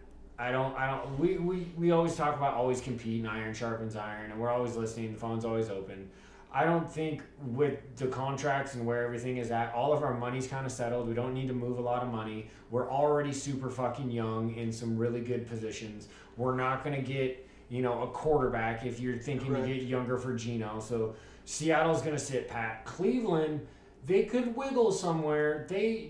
What are they doing with Deshaun, man? That's the question. Big time. It's not only this year, but moving forward, man. Because the rest of the team is playing really well. Right? No. Maybe a running back, but you signed Kareem Hunt. Ford's been playing well. No, and between Ford and Hunt, they've both been playing well enough to not need to expend, assets to bring in another running back. Cooper's been playing good. Defensively, we know they're stout defensively. Yeah, so I don't know. I really don't know what Deshaun, Cleveland does. I think it's the Watson question. I think both teams stay pat unless there's that deal you can't walk away from. Yeah, so, I agree. I'm in the same boat with you both yet for that. So money, we have to end on what is an unfortunate low light. No, I'll do it. I got Chargers Bears, dude. Never mind. We'll push that out right now. Push it. Go ahead, Dan. I thought you were going Niners first. I thought. So we missed communication pod. Sorry. All good. So the Niners, 3-game losing streak. What was that word in there? 3-game losing streak. Giving up first place to this guy's Seahawks. I mean, it's a half game, right? We technically have the same amount of wins, so it's a half just game. because you've already had your bye. Right. The Niners finally get their bye. They've needed the bye a couple weeks ago, it feels like, but they get it now, which will be great for Debo, Trent Williams, two pieces that definitely they've been missing, but they shouldn't have missed them, I believe, as much as the play has indicated. I have so much, like, this team, the defense, sure, there's variations from year to year, and last year being as good as they were, this year has just been nothing as I expected. Going into the season, looking on paper, I was feeling better than I was last year, and it just hasn't come together. I have to put a little bit of that on the D coordinator with we didn't talk about last week's game against Minnesota, but that play with 16 seconds to go before the halftime, and they're running this blitz, leaving just one guy back, and that's the play that Addison gets away from Ward. Took that ball, said, yeah. And it's mine, bitches. It's bad situational football. No matter how you slice it, even if that play would have worked and they would have got to him, it's a bad call. Shanahan called out Wilkes. Wilkes took responsibility, but the Niners came out hot. And when we were scoring 30 points, didn't have to worry about the defense because the defense could just pin back their ears and go. And now the offense, Purdy's starting to have some growing pains, and they should have that defense to fall back on, and it's not happening. Things, they need to change. Like the Niners, you could see them as buyers. They're not going to be sellers. But I really don't have a problem with the personnel. I think it's more just kind of figuring out what they're doing because they're not... Joe Burrow knew what he was doing. Yes, I was happy to see Burrow back playing well. But the Niners have given up like over 350 yards the last 4 games, which is not a top defense in the league. And they have the talent to be. Sure. They have all pros on every major level. Yeah, and I mean, Bosa hasn't been as great. Sure, he's getting chipped a lot, and the other guys should win the one-on-ones. The defense, like, the front is not winning the battles that they should. And the outside, the corners and everybody, they should be able to smother the wide receivers, but they haven't been able to do that. They're playing back because we're not getting any sacks. No one's getting to the quarterback. Nobody's doing nothing. Yeah, I thought they were going to be one of the best defensive lines. You're going to sit pat. You're going to sit pat because you don't necessarily... Like, you're not going to have the equity. You're not going to move the pieces, the good pieces that you're going to need to get somebody anyway in the first place. You're not going to give up draft picks. Nobody's going to want your draft picks because you're going to be, very, very low in the draft. Like, yeah, we're still one of the better teams in the NFC. Right. I'm not worried, I guess, in the long term of this season, but there's a lot of glaring issues that when this offense doesn't play with a lead, that the whole team has suffered, and the running game it's supposed to be the bread and butter, and that it's kind of faded the last couple weeks, and that's really hurt the not only the offense and scoring. Shout out to McCaffrey getting his 18th game scoring a fucking tutty though. Like, I mean, come on now, right? Like, was it 18th or 17th? I thought it was 17th. Okay, oh yeah.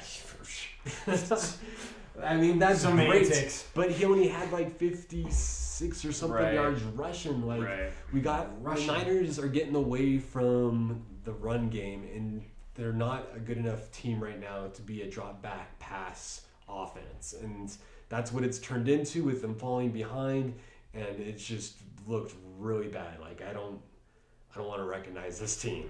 And I think the Bengals, on the flip side of that game, I think they've really pronounced themselves to be back in Joe Burrow's healthy. In the driver's seat of what they like to do and when they like to do it, and they have looked very solid since Burrow has been able to. Now, he was running the football. Very easy to say now at this point that when he goes, that team goes. That is what it is. Like, he makes that team as good as they can be and are. And I think that they don't need to be buyers, but if they're going to make a move, why not, I guess. But I don't know what assets you'd want to. Oh, we got a finger point. One last thing. That just made me think about it. That the Cincinnati hasn't had a strong run game. They ran all over the Niners. That is the number one thing that the defense last year is different than this year. Last year, the run defense, no one was running on us.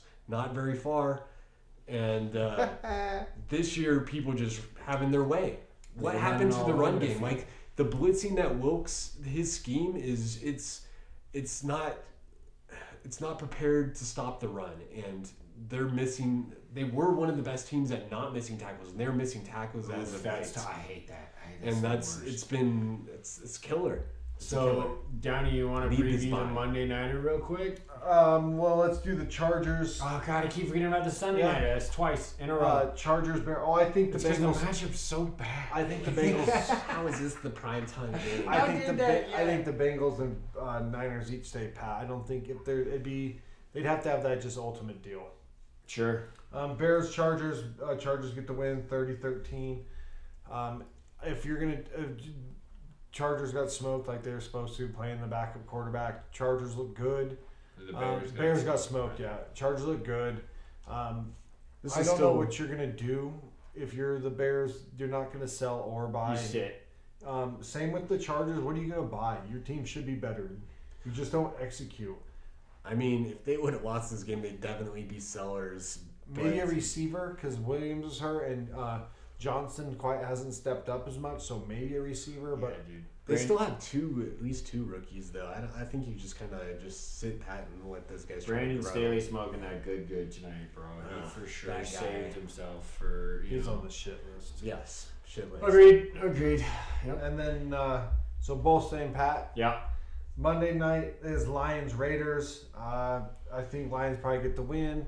And then I think the Raiders, if you're going to sell, I think Renfro's on the market and maybe Jacobs.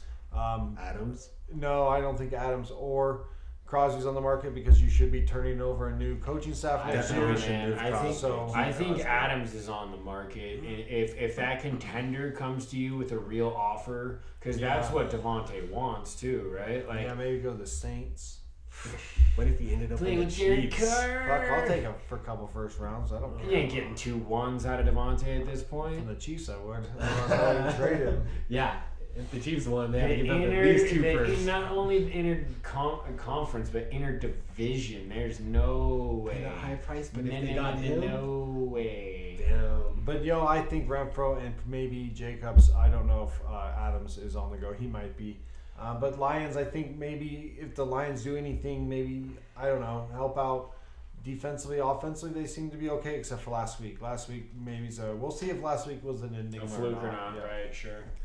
Yeah, I think the Raiders should be sellers. I mean, if they win this game against Detroit, they're still not out of it in the playoff picture.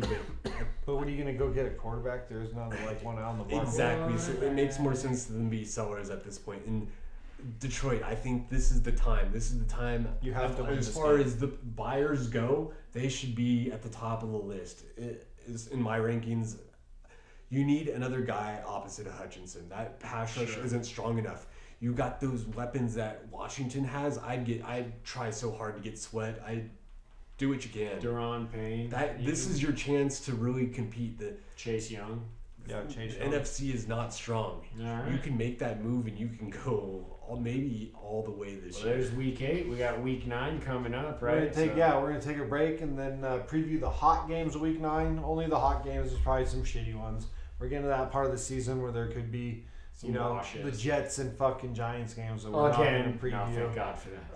But preview the hot games that week. Then also come back with some common sense and some fandom. Mm-hmm. Welcome back to Balls and Brews. Cheers, boys. Finish this. All right, let's jump into some of the big matchups of next week. We determined that there's 4. Yep. And they're actually really big. Right. These 4 are good, and then the rest is boo-boo. There's not even like a mid-tier. It's like there's God tier and like shit tier. Well, no, because Thursday night could be a mid-tier. Okay. But big matchups: Dolphins, Chiefs. That's in Frankfurt, Germany. Frankfurt. Both teams, Tyreek Hill revenge game. both 6-2. Technically, it's a Chiefs home game. I hate that. Is this the Dolphins getting a big win here? This would be a huge win for the Dolphins, going just to beat the Chiefs. Chiefs lose 2 in a row. I mean, anything could happen with being out in Germany.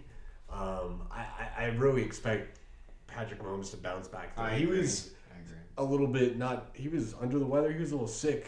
They did say that he had an illness and he was pumped full of IVs. Yeah, he had the flu. And then after not scoring a touchdown, I just feel like that team's going to come out. Being in Germany, though, kind of throws everything out the window from what you can really plan for. That travel time. But on paper, golly, this should be a great game. It should be. Should be a lot of fun offense. Hopefully it's one of those games that's just back and forth to the end. Yeah, agreed. Hopefully it is. It's always great to get those 35, 38, something like that. If they're not your teams and they're not nail biters for your team, absolutely. When it's just agreed. Next one is your team, Charles game.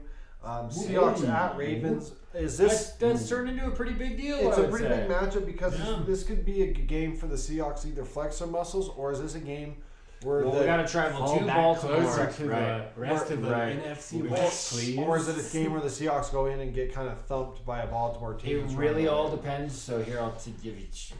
This is no secret, but the goddamn middle of our defense. Jaron, you have been so good against the run, and today we were not. We let the middle of our defense just spread. Let me see. I can do it too. But it was bad, dude. And the Ravens will look to run their ball. They'll run the ball. And if we don't get back to where we were only giving up, like we hadn't given up more than, what was it, like 70 yards to any individual runner all season. And I mean, the Browns run the ball well, but the Ravens should run it better. They do, absolutely. And the early spread on this game is Baltimore at -5. Makes sense, because they're at -5. Yeah, it's a big number there. That is quite large considering they both have the same record. Well, 6-2 and 5-2. Fair enough. So they haven't had their bye yet. Correct. What do you think, Trev, on this one? Man, I mean, I'm pulling for the Ravens hard, because of that division rivalry. But this is really a game that could go either way. Again, playing in another country, you get some weird games over in Europe. We're just playing in Baltimore. Yeah, this is our country. Oh, I'm sorry. You were okay. I was still on the last. No, we're stateside. We're back to stateside. We're in Baltimore, Maryland. Yeah. All right, I like that for Baltimore. Then making Seattle have to travel, I feel even better about that matchup for the West Coast, East Coast. Yeah, it's tough. We were 13-1 until when we lost at Cincinnati. It made us 13-2 in the Pete Carroll era. He's actually really good at traveling east. We're pretty damn good at it. I would have expected your home record to be a lot better, though. Ain't that the truth? It's about 12 man. At one point, it started out all right. Hey, you fucking squeaker toy over there. We got a win today. There, 5-3. How about that? Who's on that 3-game slide? Oh man! All right. Next big game, I think, is another huge game.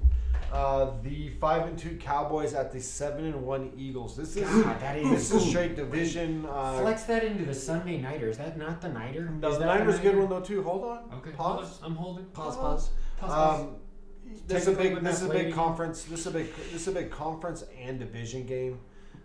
If you win the division here, you get the getting the number 1 seed. Wow, this is a huge game for each team, and it's a measuring. That's a really, really good one. It's a measuring game too. See who's got the bigger stick. Yeah, at the beginning of the season, I picked the Cowboys to win this game because I think they're gonna.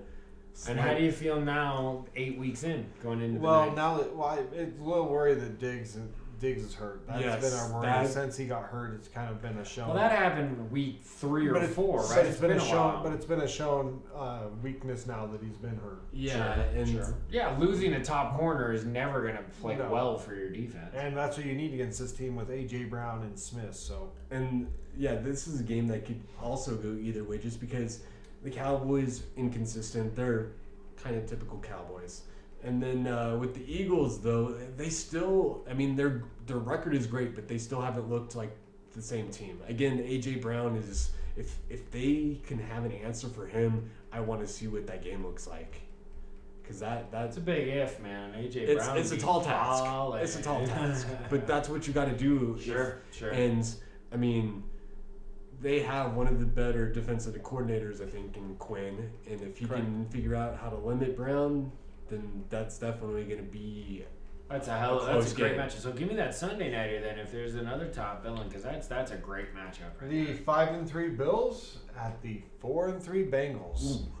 Well, I was just telling Trev off pod that the Bengals might be playing some of the best football. Correct. The way they looked today, dude. I watched a lot of that game. I know you were watching your squad play during that game. The Bengals looked very, very dominant through that whole game against the Niners, defensively and offensively. Joe Burrow running the ball on like draws and stuff. Yep. He was running the football. He threw the ball he threw the ball great. He was 87%. 87.5. Sorry, didn't give us 0.5. But I think that this is a huge game because it's also it's going to be Josh Allen flexing against Joe Burrow. We got number 2 versus number 3 that we all think quarterback wise, right? Because Mahomes is number 1. Correct. Yeah. So whatever flavor you like out of the 2, it goes 2-3. And the Bengals just got a tough schedule going right now. You got Bills. You just had the Niners. You get a win here, that's big. But the Bills need a win just for consistency's sake. And I mean, same with the Bengals though, because that North, you got to keep competing to stay even competitive because they're at the bottom. It is. Both of those teams need that win.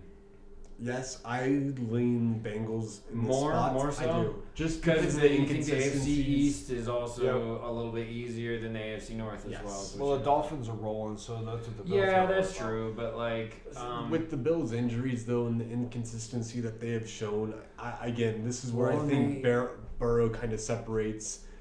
And he's the difference in why the Buffalo did beat Miami though. Correct. So if they found a way into a tie scenario kind of thing, they would have the tiebreaker as of right now. Well, I think Kincaid for Buffalo has been stepping up more and more every game. With knocks out. Yeah. So I think with Kincaid being there, is a big tight end coming out of the Pac-12, another big Pac-12 guy, and then you get. Gabe Davis had an okay game. He's kind of a hit and miss person, though. It seems like he kind of shows up. Man. Yeah. So I think it's a big win for either team. It's a bigger win for the Bills or a bigger win for the Bengals because it would have put them at 500. You lose this game, you're back to 500. Yeah, and being in that division, I don't know if you can afford to. You just got to be playing your best football. That's right now. about it, though. Right? I mean, those four are marquee matchups. There's some other games that have implications. Like anything right now in the NFC South has implications because every game is so close.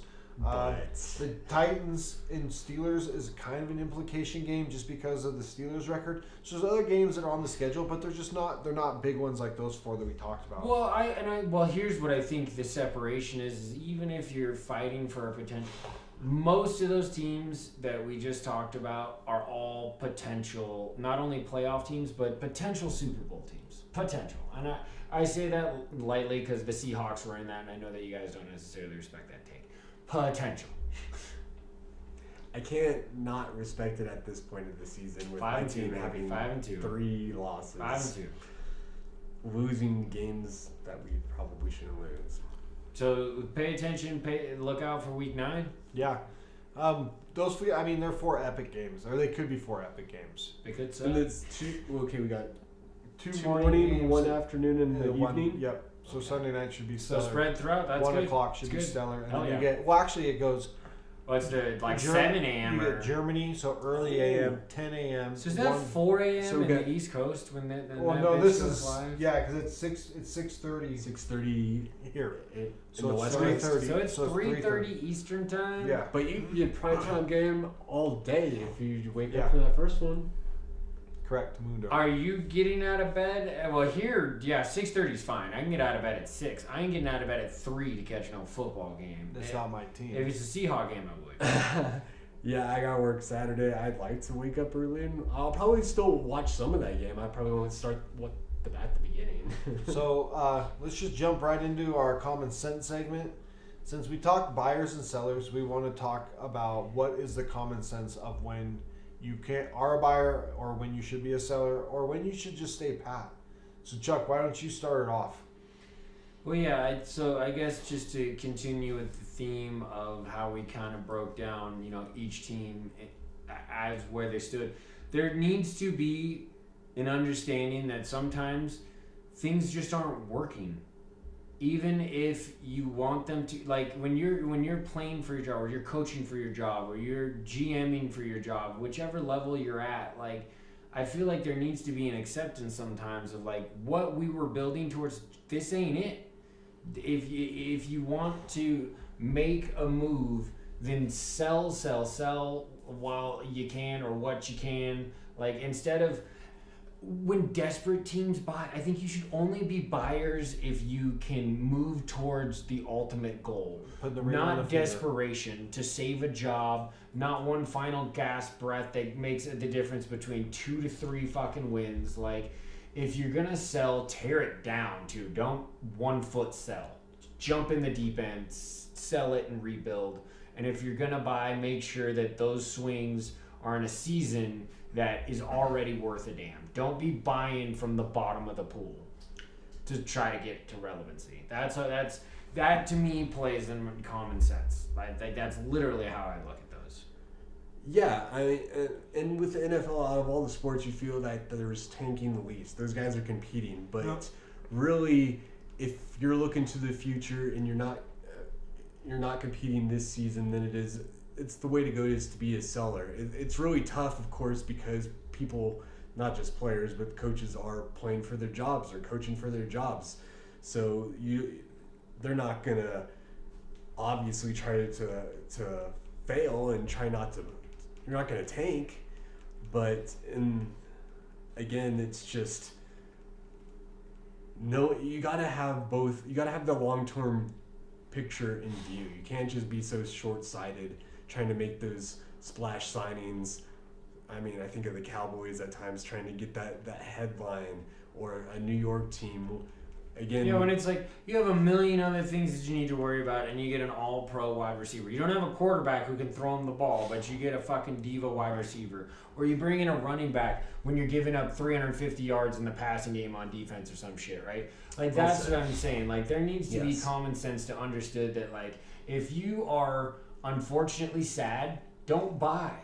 And if you are good and have enough flexibility, buy. That's when you buy. Yeah, you really should only be buying if there is that chance. He's for the that guy. Super Bowl. This is the guy that we need, and we're getting over the hump. I'll throw you a 2 or a 3 or whatever, maybe a player behind it, to get this guy this piece, and we go.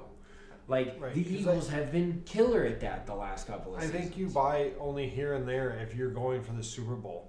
And the only reason you're buying is because you need that one piece, maybe a backup piece, or maybe somebody did get injured and you need to refill. But other than that, like, if you're not going for the Super Bowl, there is no reason to be spending draft picks on players that might not work out when they come to your team. You might as well get the young guy that you can try to develop. Especially when you get them in halfway through and it's like a contract year kind of thing. And then they got to get your your offense. They got to figure out your defense. Exactly. It's not always a match made in heaven. I think your only people that should be buying are guys or teams that are moving for the ring. Yeah. And that's literally probably only 6 teams a year, honestly. You have other teams that can fight for it, but there's probably only in about the 6 NFL, it teams. Very much the cream of the crop rises to the top. Correct. Very, very much in that sport.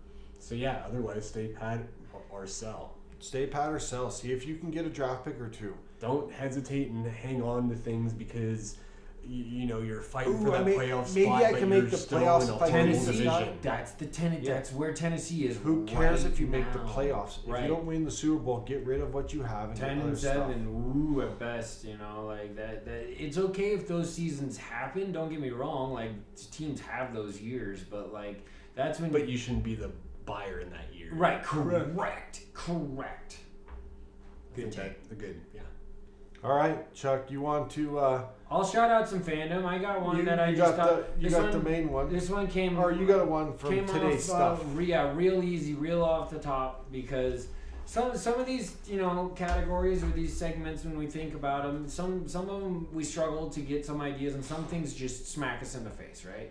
This is one of those where the Fandom, I kind of mentioned it a little earlier and throughout the review of my game, is that the throwbacks, man, were in full effect. The 90s, baby. Everything was transformed. It was fucking beautiful. It looked good. It looked good, I'll admit that. Yeah, they sure did. And it's not to just say that they were the only ones doing it. There were others. Just today, Miami's throwbacks are great with the Dolphin who's wearing the helmet. They look. That's the Marino era. Those are fantastic. In what we talked about a little earlier, Tennessee which is Titans. a little weird. Yes, thank you. We're wearing Houston Oilers. That's why you guys won't be the Supersonics. You know what? I'll jump over this goddamn table, Zach. I mean, but why? But it's the same thing as the Houston Texans with the Houston Oilers when you buy the rights. Right, I understand the point you're making, sir. What I'm trying to say is it's got to bring out some hate from the fans. It really threw my... Tell me it didn't throw your eyeball, though. I understood it because I knew that I understand it too. I'm not stupid or ignorant to the idea of moving a team. No, I just was like, oh, they're wearing the old Houston Oilers jerseys. That's cool. Yeah, I thought it was a cool jersey, but I don't think they should wear it. Right. A week before that, the Tampa Bay was in the creamsicles. So dope. Glad that they brought those back. They modernized it just enough. They brought back the old buck and the classic Buccaneer. Looks clean. Didn't the Patriots just wear theirs recently with the guy hiking the football? They've had theirs for a minute. They've done that one for a while. That is good. And then the other one, the Eagles brought back the Kelly green. They look good with their silver on and their Sunday Kelly night green. was nice. Yeah. I like those jerseys, but they look too much like the Jets. No, really? You think so? I think so. What era of the Jets though? The Jets haven't rocked solid green in a while. It's just that green, that color itself. Just wearing that much of it, that's what I. That rings Jets for you more than Eagles. Okay. It does. I mean, I think the Eagles uniforms looked better than the Jets. Fair enough. But I just think Jets when I see that green. Okay. I can understand that, but overall, I just want to say NFL way to do them correctly. They're not overstated. They're not manipulated to where they're modern but throwbacks. They're direct throwbacks. They're just clean. They're updated with the newer material and everything. And I'm sure stitching and paints or whatever. Sure. But the spirit, I guess, is there in all of them. They shine through. Every fan base was happy with it. It's super nice to see that you guys, who are also going to make a killing on it money-wise, because obviously that's why you did it, but for a fan, it's fandom. It's the spirit of it. It's everything. It's the nostalgia. It brings you back. Good, bad, or different. We were terrible when we wore those uniforms, to be fair, you guys. We never went. We went to a Super Bowl. The first Super Bowl we went to was with Matt Hasselbeck, and those really odd, blue. It was like a shimmer navy blue with this weird. It was a weird look for us. And, but we never made it in the old school Cortez, 1990s, 1980s jerseys of Steve Largent's. But anyway, good job to the NFL on that. And thank you as a fan of all of those styles. Oh, my God, my favorite. Is the red Atlanta Dirty Bird with that black throw. That's so clean. Yep. So clean. I fucking love that uniform. I'm glad they all nailed it. They all did a great job. So that would be my fandom. You want me to shit on him first, or you want to shit on him first? We're shitting on him. We got kind of a shared fandom. Bring the wheelbarrow. Once again, dude, I'm going in the positive direction, and these guys going in the negative direction. That's just our teams right now. The team that's in between me and Trev's shoulders here, USC. Offense looked good, but guess what? Alex Grinch, you are not a good defense coordinator. I don't know what is going on that side of the football. You have talent. It's not like you don't get recruits or got any of the NIL transfers. You have defensive players on that team. It's Alex Grinch and it's Lincoln Riley letting Alex Grinch get away with it. This is awful. They were down 28-17 at halftime to a Cal team that is not very good. The USC defense is a huge problem, and Alex Grinch is right in the middle of the problem, and Lincoln Riley isn't helping the situation out at all. So it hangs on him too. I like Lincoln Riley as a coach, and I was super excited for him when we hired him. And I thought he was going to turn around, and offensively he did. Defensively, it's been pathetic, and it's not getting any better. It's some games it looks like it's worse. And that's on Riley, and it's on Grinch. Mostly on Grinch because he's a D coordinator, but the head coach gets some of the blame too. And it better change. If it doesn't change fast, you're going to lose this week bad. And then if you have to play Oregon, you're going to lose Oregon too. Yeah, I don't expect them to beat Oregon. Riley, it feels like he's just giving his friend a job because ouch. Defense is just we got all these transfers. There was this injected like hope for this season. We got these guys coming in. The offense was dope last season. I mean, I was higher on them than you guys were, to be fair. I knew there wasn't much. The running back is a stud. Receivers are but Caleb's a stud. The offensive line is And so it's really been defensively. You can't stop anybody. You can't even stop a fucking cold. Yeah, defense super bad. I even if they didn't start out hot, I was hopeful that there would be a progression, and there hasn't been. There's zero progression as far as week 1 to now as how this defense has evolved. It has not evolved. That's the problem. It has shrank. Oof. And you bring in these guys and you're not getting anything out of them. That's definitely on the D coordinator and the head coach. There needs to be change, and it's got to happen. If it doesn't happen in season, it better happen. It won't happen in season. It better happen the very day the season ends. Okay. Definitely change should be coming though, because this is not enough. It's not enough. We were so hopeful. I mean, the Pac-12 has been great this season. I've loved watching so many Pac-12 games. Yes. And we were supposed to be kind of trying to raise the flag for the conference. Washington took that up because Penix has been wonderful. Bo Nix is right behind him in Oregon. They're hopefully getting in. Maybe get a couple losses at somewhere else. Bo Nix, I forgot to mention this earlier. He has 10 straight games with 2 touchdowns or more. Yeah, I'm kind of surprised that he wasn't higher, Chuck. Actually, now that we're talking about it, we're a little late on this. The Heisman. And the Heisman, Bo's played really well in every single game. It's true. Like, he's not had like the big interception games. He played well against you guys in that loss. So I kind of am disappointed that we forgot about Bo in that Heisman talk. We should have mentioned him. No Bo. But yeah, there has to be changes. There needs to be a new defensive coordinator. I don't know what else to do with that defense. Of course, you're going to want to try and bring in other guys, but I don't think it's just the guys that got brought in. I don't think it's all on them. Some of it is, because some of it, the play's just been bad. But it's got to be a new voice. Your system you're running is not great. Yeah, they're not hearing you. No. It's got to be a different scheme, a different voice, a whole different setup. The defense has got to change. Well, there it is from 2 SC fans. Go UW.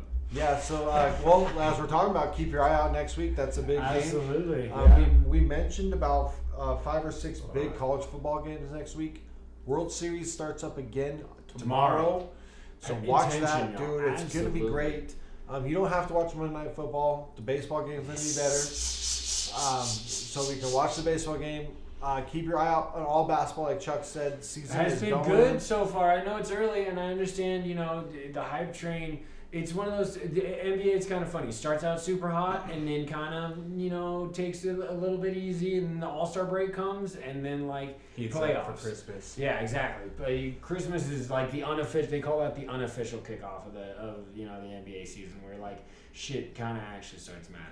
And we'll keep you guys updated, if injuries happen. But we might not hit a whole lot of NBA throughout, just like baseball, where we give you some here and there. There's just so much there's just so many games every single day.